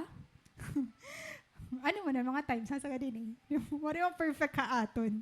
Pero wala yung challenge ni Lord. Diba? Kasi ang mga Pharisees, kapag nag-ask nga ni Ragin, challenge siya ni Lord. And another nga pakiana. Diba? Tapos makakaisip pirang ano ba takig babaton? Pero din waray hi Lord nag-upo sa iya. No. Ano ati kang kabata? Perfect waray hi Lord nag-challenge. Instead, looking at the man, Jesus felt genuine love for him.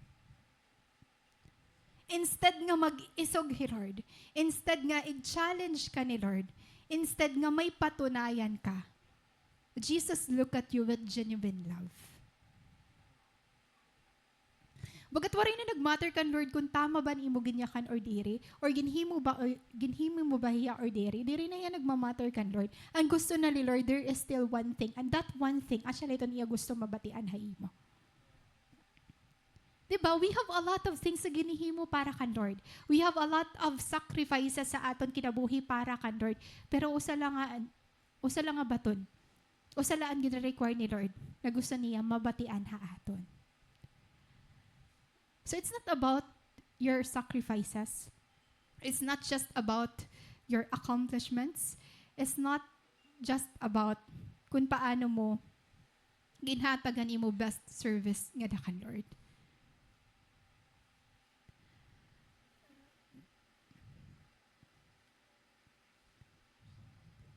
That is why, a childlike faith, 3 C's kasi iniya. Call.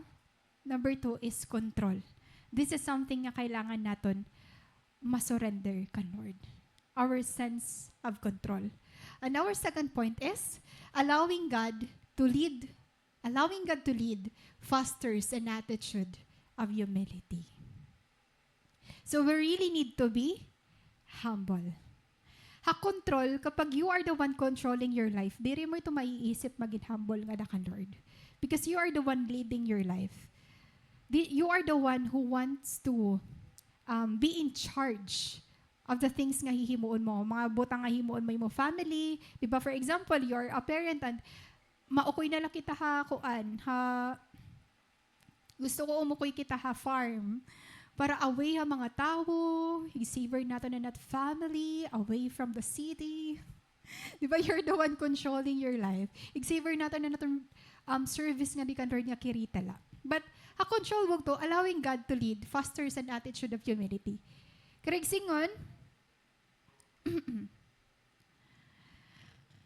our control often keeps us focused on our desires and ambition that may not always align with God's plan for us. Diba? Waray naging appealing kan Lord, bisan pa na kumpleto han reach man ang 10 commandments. Kaya diri man ito ang kind or ang klase nga baton na gusto ni Lord makita, iya. When we surrender control, we trust that He knows what is best for us. And this trust frees us from the burden of needing to have all the answers or control every outcome. Asya din reason, or usay niya mga key, para makagawas kita quarter life crisis, ig-surrender mo ang imo control ha imo life. Because it will really frees you from the burden of needing to have all the answers. Diba? But gusto mo figured out mo na tananan imo kinabuhi or an imo age nakabatag-batag na dida na dapat sugadin mo ma-accomplished. And believe it or not, diri naton control ang kalibutan. Diri naton control ang sitwasyon. If you are that person that very organized, if you are that person na very perfectionist na kada adlaw ginsusurat mo kung mag-aano ka, there's a high chance of stress and anxiety dida ma-fall ha imo. You have to leave room na diri tanan nga imo ginsurat ma-accomplish mo itong adlaw. You have to leave room for mistakes. You have to leave room for failures kasi it will prompt you na oy diri ka kontrolhan imo kinabuhi. That is why, diba, kapag ka-quarter life crisis, di kita maaram kung ngayon kita makadto nga direksyon. We feel stuck. Kasi, ang pinaka-main point is gusto natin na ibaruan ta na dapat ini. Tapos pagkadto mo, diri ka maaram kung mag-aano ka, di ka na maaram kung ano ba next step.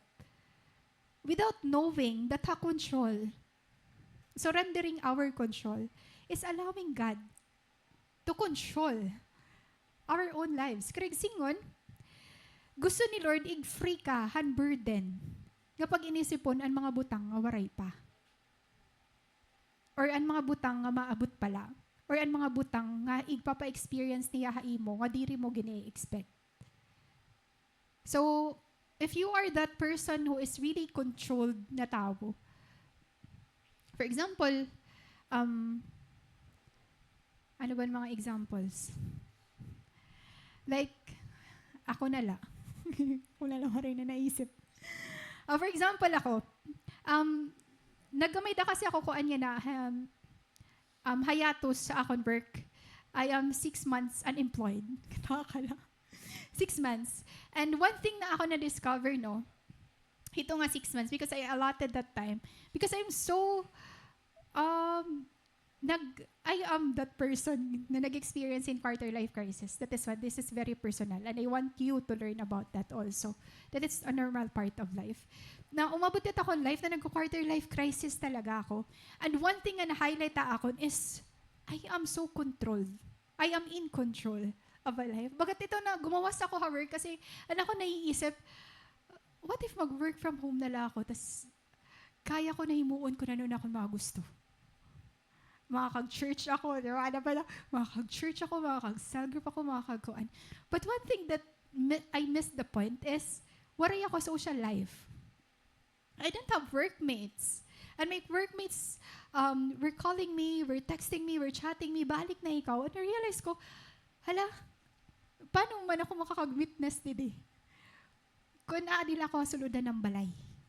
Paano ko magagamit ang mga talent? Oh, may talent. Paano ko magagamit ang gift? Nga pwede ko maambag. Hindi nga certain, di ba? You know what?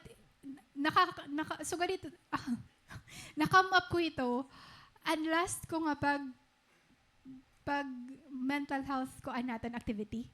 Kasi after that, I'm so fond of, I love educating people.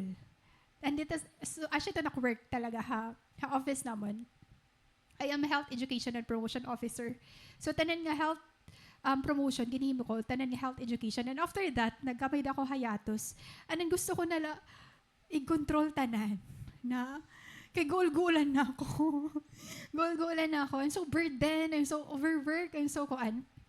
So, asya ito, na nagpahuwayan ako, ano ba talaga, Lord, na purpose sa life?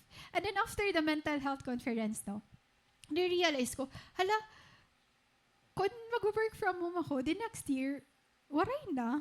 Ano mo na mga mental health activities natin, no? Which is nagagamit ko ya didi. Na naambagan nato na ibang tao, di ba? There are a lot of people asking me, ate, so ganini, ano ni mo nga sakit or may nag-aaris nga sakit. So na-realize ko, pag di rin ako connected din ano na ako may bulig ira. So, di ba? It's about more exploring. And I extend grace for myself na diri tanan maaram ako. Nakasabot ko asya iton dapat ko himuon, pero God surprise you with, I am in control ha imo life. But you are not in control. Allowing God to lead fosters an attitude of humility. Kailangan mag-humblean nimo sarili nga may Lord purpose sa imo hagawas. And even as Christian, we are not created ni Lord para tumagula. We are created to let others see that light in us. So yun, control. So daka niya nga factor, if you are in the quarter life crisis, kailangan mo talaga i-surrender ang imo control. Ig-allow lahi Lord and God will really surprise you. Next naman is, last na sa Rimadidi. There is still one thing you haven't done. And this one thing, bugto, ano daw line eh? Go and sell all your possessions and give the money to the poor, and you will have treasure in heaven. Then come, follow me. Again, let me emphasize this answer ni Lord. Go and sell all your possessions and give the money to the poor, and you will have treasure in heaven. Then come, follow me. Naiiba ini hapag tawag ni Lord ang mga disciples. Kasi waray man nila kailangan igbaligya. Waray man sumaring Lord, Peter, Pedro, come, follow me. Igbaligyan yan yung boats. Before ka mo mag-follow akon, igbaligyan yan yung mga balay. Di ba? Waray man ni Lord sumaring. Or ang mga call ni Lord, come and follow me, waray man yan nag-require nga, oy, i-give up tanan na imo mga possessions, ano? In fact, daniging gagamit pa ito ni Lord na igpadayon para may masustain. Diba? Pero inididi, kakaiba. Bago ka magpadayon, bago ka mag-follow haakon, kailangan mo nag-sell mo mga possessions. Kailangan mo anay ighatag ani mo kwarta ha mga pobre. And you will have treasure in heaven.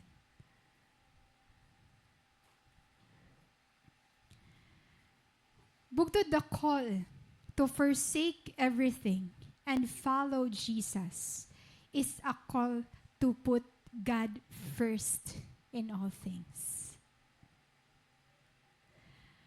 Nakita ni Lord that this person, diri he Lord ang priority. Jesus never made this a general command na tanan nga ma-follow ha ira, kailangan na i-give up ang tanan na possession. And yet we notice that Jesus simply called this man to be his disciple in saying, follow me. And word na follow me din ni Lord. Wala ito pinagkaiba ha, follow me nga ginya kaniya ha, pagtawag niyan 12 disciples. And wala ito pinagkaiba ha, follow me, nga gini-emphasize ni Lord ha, aton niya na. And God is not saying, oy, baligya yung balay ha, pag-follow ako ni DSFCA. Before ka mag-follow mo sa group ha, baligyan nga mo, kuan, mga gamit nila.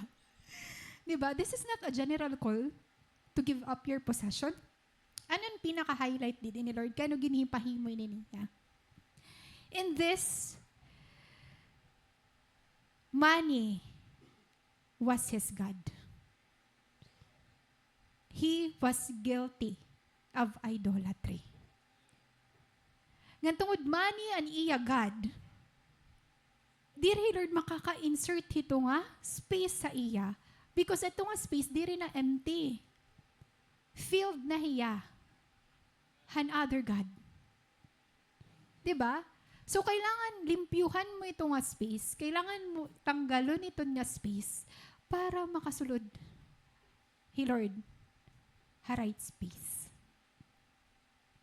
So what I'm trying to emphasize, this is not a general call na possession. Kaya for sure, diri good kita mga wealthy nga tao. Waray na nga ni kita, give up na pa. And gusto i-emphasize ni Lord, kaya ano diri yan nakakasulod na imo, ano ito nga field spaces sa imo, nga nakakaulang, para maging Lord na imo life. Para yan imo maging master. Kasi diba nasa sometimes nangalimtan natin that Jesus is our Lord and Savior. Sometimes nakafocus na kita Savior. We forgot that God is also our Lord. Kasi He is our Master. Pag sumaling ka nga ni Master, hiyaan masusunod. Pag sumaling ka ni Master, hiyaan may karapatan na imo. Servant ka la. Diba? And that filled spaces, pwede diri butang, ang nakabutang na dida, pwede ikaw mismo. Bangin itong idolatry, ikaw mismo. Itong idol nga naka-fill itong space sa imo heart, it's you. Because you are the one controlling your life. Diri man possession, diri man money an imo God, diri man career an imo God, diri man relationship an imo God, but it's you. So it's a time of reflection. Bangin itong empty space, it is already filled with idolatry. This man, nakita ni Lord na money was his God. Yan, diri ka makaka-inherit in eternal life. Diri ko ini ma-offer ha imo. kung diri mo ig-empty ito nga place, ito nga space, para makasulod ako. You have to give up. You have to surrender, and it's not easy. Why? At this man's face fell, and he went away sad, for he had many possessions. That's the ending point. Why? It's not easy. It's really, really not easy to give up your career. It's really not easy to give up control. It's not easy to give up, last point, comfort. Diba? Kasi gusto natin maging komportable ha kinabuhi. I'm speaking also, ha akon mga na-learn, hininga akon career hiatus, no? That our goal is not comfort. Bugto, you are placed sa imo workplace, you are placed sa mga diri kaaya-aya na mga tao, you are placed sa mga unlovable na tao, you are placed sa workplace nga ginkakadirian mo because God has something to do with that. Because spiritual growth requires challenge. Sige mo sapit, spiritual growth requires challenge. Ha comfort bugto waray challenge. Ha pagkontrolhan life waray challenge. Ha calling nga ikaw laan nag-call ha imo sarili waray di da challenge. Kay ikaw ang nag-decide para imo sarili. But a comfort bugto di kang kan Lord. Nare-receive hiya ha suffering. Diri ang comfort na diri ka magsasuffer. But ang comfort na marireceive mo kapag nag-suffer ka. Hino ba aton na nadiri? Hino ba aton ang gusto mag-suffer? Of course, waray. Diba? Kay ginihimo natin ang tanan para magawas kita ang mga sitwasyon na diri naton gusto. Para maging free kita aton life. But, spiritual growth requires challenge. Faith requires challenge para ma-activate. Kailangan mo mahugawan. Kailangan mo mapakdol. Kailangan mo tumangis. Kailangan mo masaktan. Kailangan mo mas mayaknan hin mga diri ka nais-nais. Kailangan, requirement niya. Asya nin requirement ni raw diri an strictly pag-follow han 10 commandments.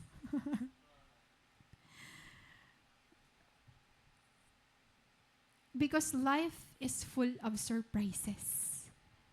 And those surprises, diri na come ha comfort. Spiritual growth requires challenge. Di ba mas effective ang testimony kung grabe ang pinagdaanan? Mas effective ang testimony kung pawis at dugo ang ginugol mo para ma-receive mo ito nga promise. Kailangan kay imo ani maghulat para ma-testify mo nga God is able to grant His promises. Nga ori nga ni Lord nangalimot that is a promise keeper. But fulfilled or not, He will remain a promise keeper. Diba? Makakaluwas ka man ha imo circumstance or not, He will remain as our Redeemer. Maupay ka man ha imo sakit or diri, He will still remain our great healer.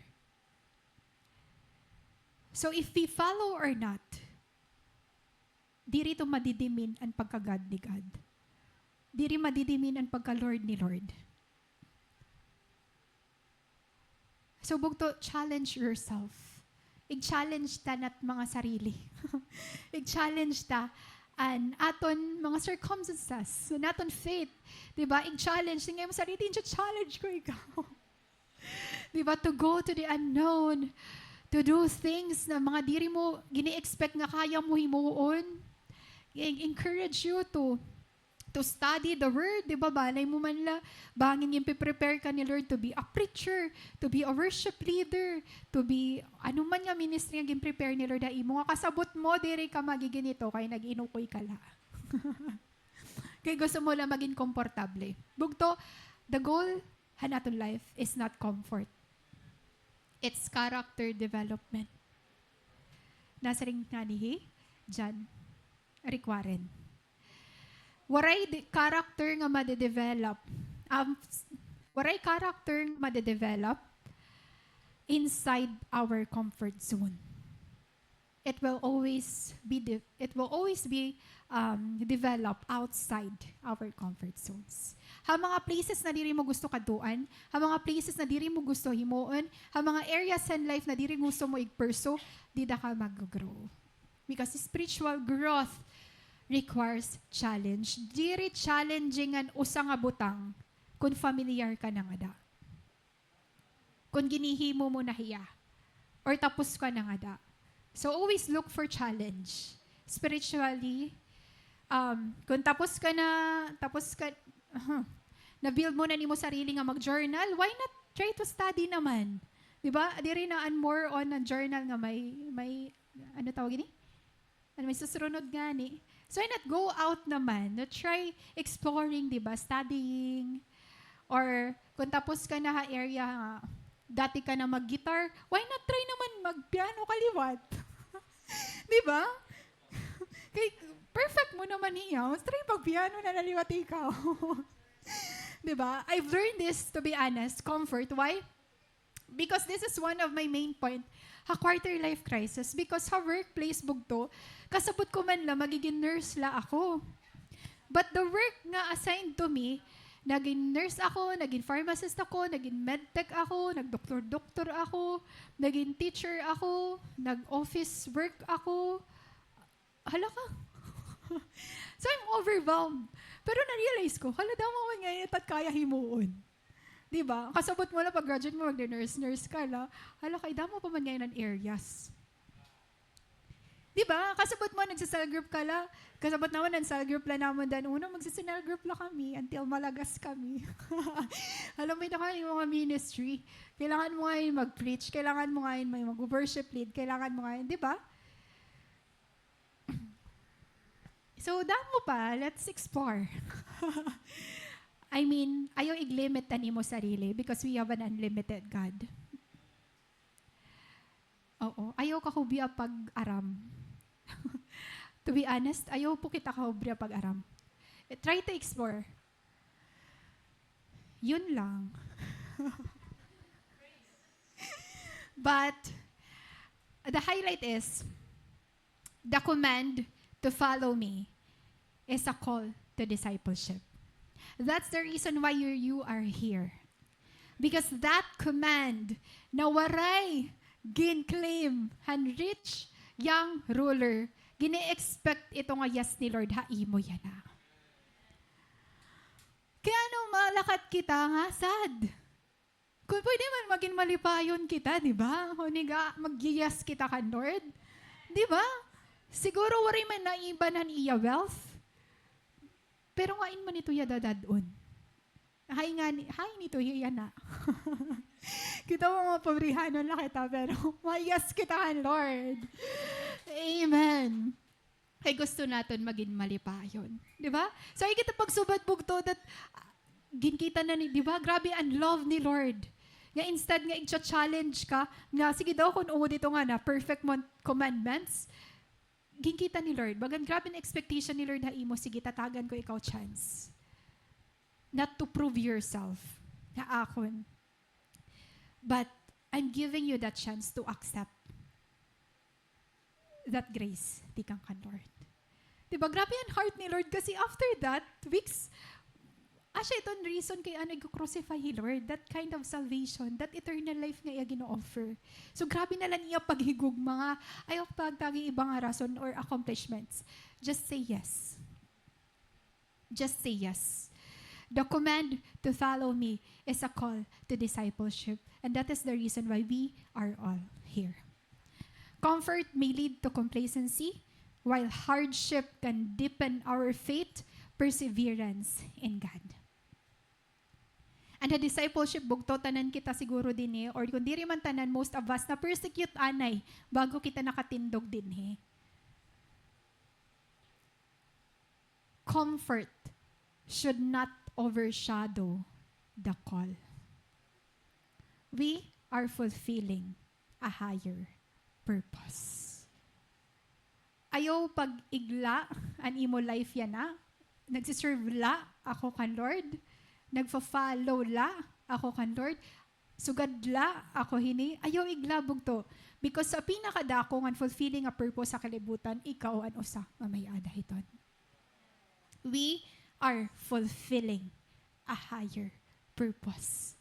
That it will not just benefit you for today, it will benefit you for eternity.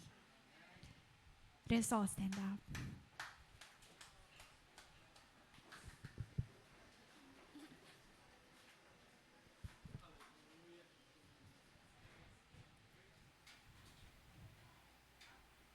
Hallelujah.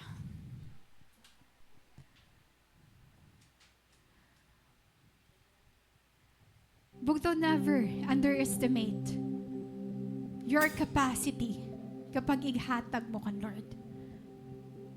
Never underestimate your God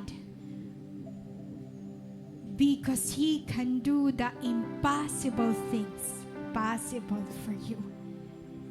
And that favor is not for all the people. It is just for the chosen ones. Those people who said yes to Him. Those people who take up their own cross and follow Him. We experience trials and setbacks that can make us lose hope, and maybe today kumani kay ni nga place nga nagtitikawaran na ito nga hope haimo. But I want you to regain and to restore that hope in you. Ayaw iglower ang imo expectations. Because our God is still in awe of this life we have. There are a lot of things happening inside and outside of us. But do not be surprised. Because God knew all these things. God knew exactly what is happening, what you are surrendering, what you are sacrificing. God sees every effort you take. God sees every tear you shed. God sees every sweat just to fulfill your task for the Lord's service. Don't be afraid to let go of those spaces haimo kasing-kasing bugto nga diri Lord na ata. This is a call. Do not allow your control and your comfort to overshadow your call, because God has still in store for you greater things. Let go of those spaces in your heart that is filled with idolatry.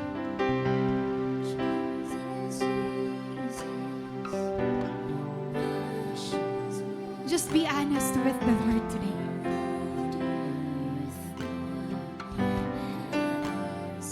That empty spaces, nasa liunaw in career, nasa liunaw in relationship, nasa liunaw in dreams that is not connected to the will of the Father. God is calling us once again to empty those spaces and allow Him to fill and to rule.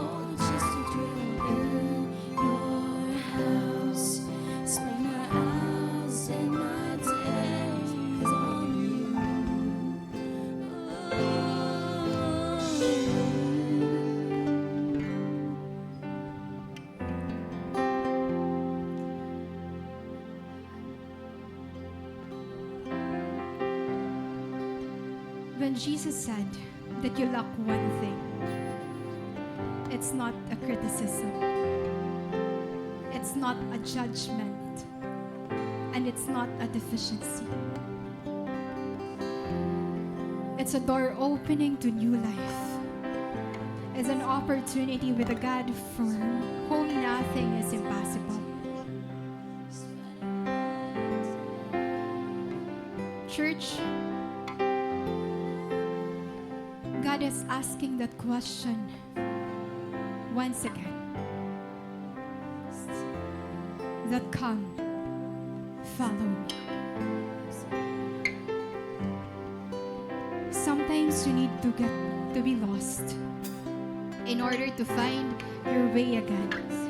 And it's okay if you will start again. You will start from the beginning, but tell yourself that you will not start from scratch. You will start from experience. And you will start again with God with you. Lord, we wander and lost. But we ask you to lead the way, and we will follow. We want to go grateful and joyful, because this is the life that you want us to live. Give us the grace and the courage to continue. Restore to us every lost hope, every lost dream, our lost purpose, and find its way na bumalik ito throne. We are claiming again the privilege to follow you. And it is our joy to say that there is no turning back. Thank you, Jesus. May those empty spaces inside our hearts be filled by you and you alone. Amen.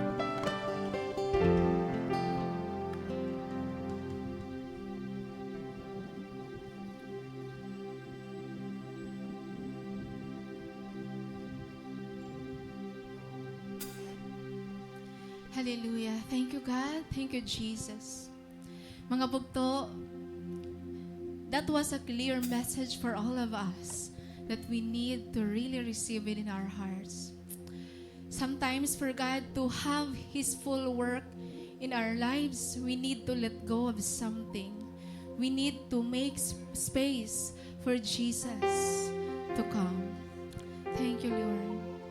So as we end this service, bugto, it is right that we give praises to God. It is right that we worship God. Amen. Thank you, Jesus. Come on, church. Let us sing this song with all our hearts. He is worthy to be praised. He is worthy of all the honor. He deserves our highest praise.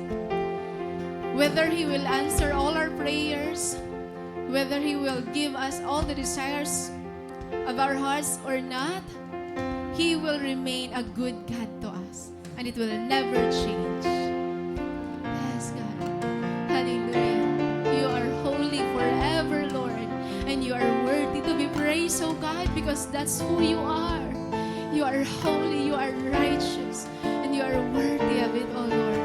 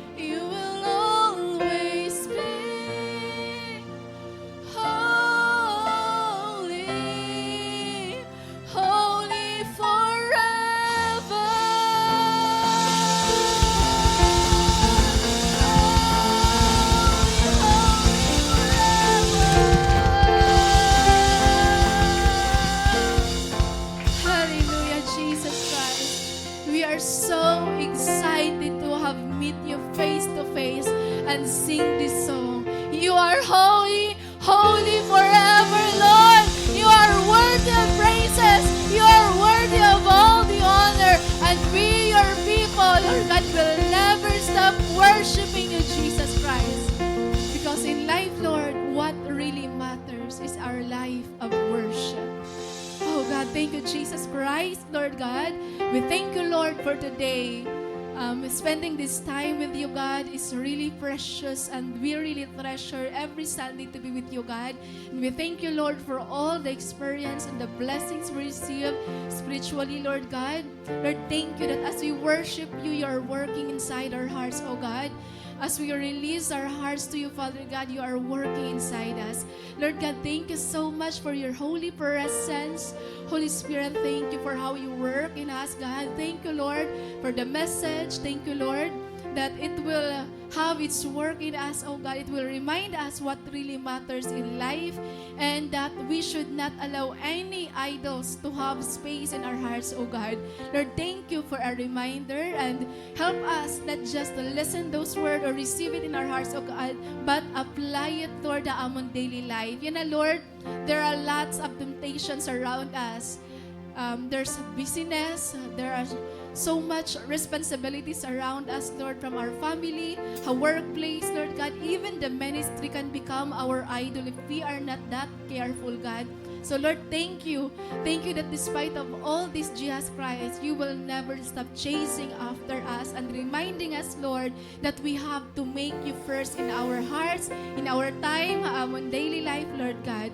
Lord God, ginbubutlawan kami, gingugulan kami amon life because diri na diri ada proper order in amon mga priorities. We need to really look at it carefully, Lord God, amon mga priorities sa amon time, kung hino dapat ang amon unahon. Lord, we pray, oh God, that as we go home, we will make a decisions that will honor you and will bless you. And at the same time, Lord God, it will benefit us sa amon, Lord, spiritual life. Help us, Lord God, nga dirig allow ang mga butang di diha kalibutan to take up spaces sa amon kasing-kasing. Diri la, Lord God, kami madaop ha imo when we need you. But let it be our life every day, in every season, Lord God, nga ikaw gudan una namon nga, dadaupan, Lord. Lord, bless your people, mga nanay ng tatay namon. We are really praying that one day, makakaupod namon nila pagsimba, ng pagdayaw ha imon, that they will have their own ministry and cell group one day, Lord God. So we pray, Lord God, nga i-bless mo ira, and also our young people, the young professionals, continue to use them in their workplace, Lord God, and the students, continue to use them, oh God. And those who are struggling in life, na-challenge sa mga life, nga mga nagkakaabot nga mga problema, we pray, Lord, nga, and challenge sa amon as Christians, and mga problema, it will not break us. It will build our faith and our life, love for you and our devotion nga dahi mo. So God, we thank you even han mga kagulanan, kasakitan. We thank you, God, because it pushes us to really depend on you and seek you more and more. The more that life hurts, the more that we want to seek you more, oh God. So Lord, thank you. Mas nakikilala ka namon na brokenness. Mas nakikilala ka namon na amon pain. Mas nakikilala ka namon na amon suffering. And for that, we give you praise. We give you honor. We give you glory. God bless the tithes and offerings, Lord. Ikaw pa dahil magbalos, Lord God, at amon mga paghatag na imo at nga ministry and church at nga cell group and leaders. Continue to use us, Lord God. Even this church, Lord, continue to reveal yourself to all of us. Let your love, Lord, be the one yung magbind ha amon. Let there be no room, Lord, yan mga insecurities, doubts, gossips within this family, but let there be genuine love, Lord God, and magpuno amon mga kasing-kasing. Let there be forgiveness, Lord God, and understanding and mga differences and acceptance, Lord God, and amon pagkakaiba-iba. Lord, thank you, Lord God, ikaw po ang makita na amon kinabuhi, haamon ministry, haamon cell group, haamon trabaho, even, Lord, mga relationship nga may da kami. I-bless mo, Lord, and mga couple nga, and Lord God, i-bless mo, Lord, ang mga mag-aragsawa, i-bless pa na din relationship, i-bless mo, Lord God, nga ikaw po ang maging center ito nga tanan, Lord God. Lord, thank you, you. We declare victory. Haam na kinabuhi nga ikaw po may maya tanan. Thank you, Jesus. You are holy forever, Lord.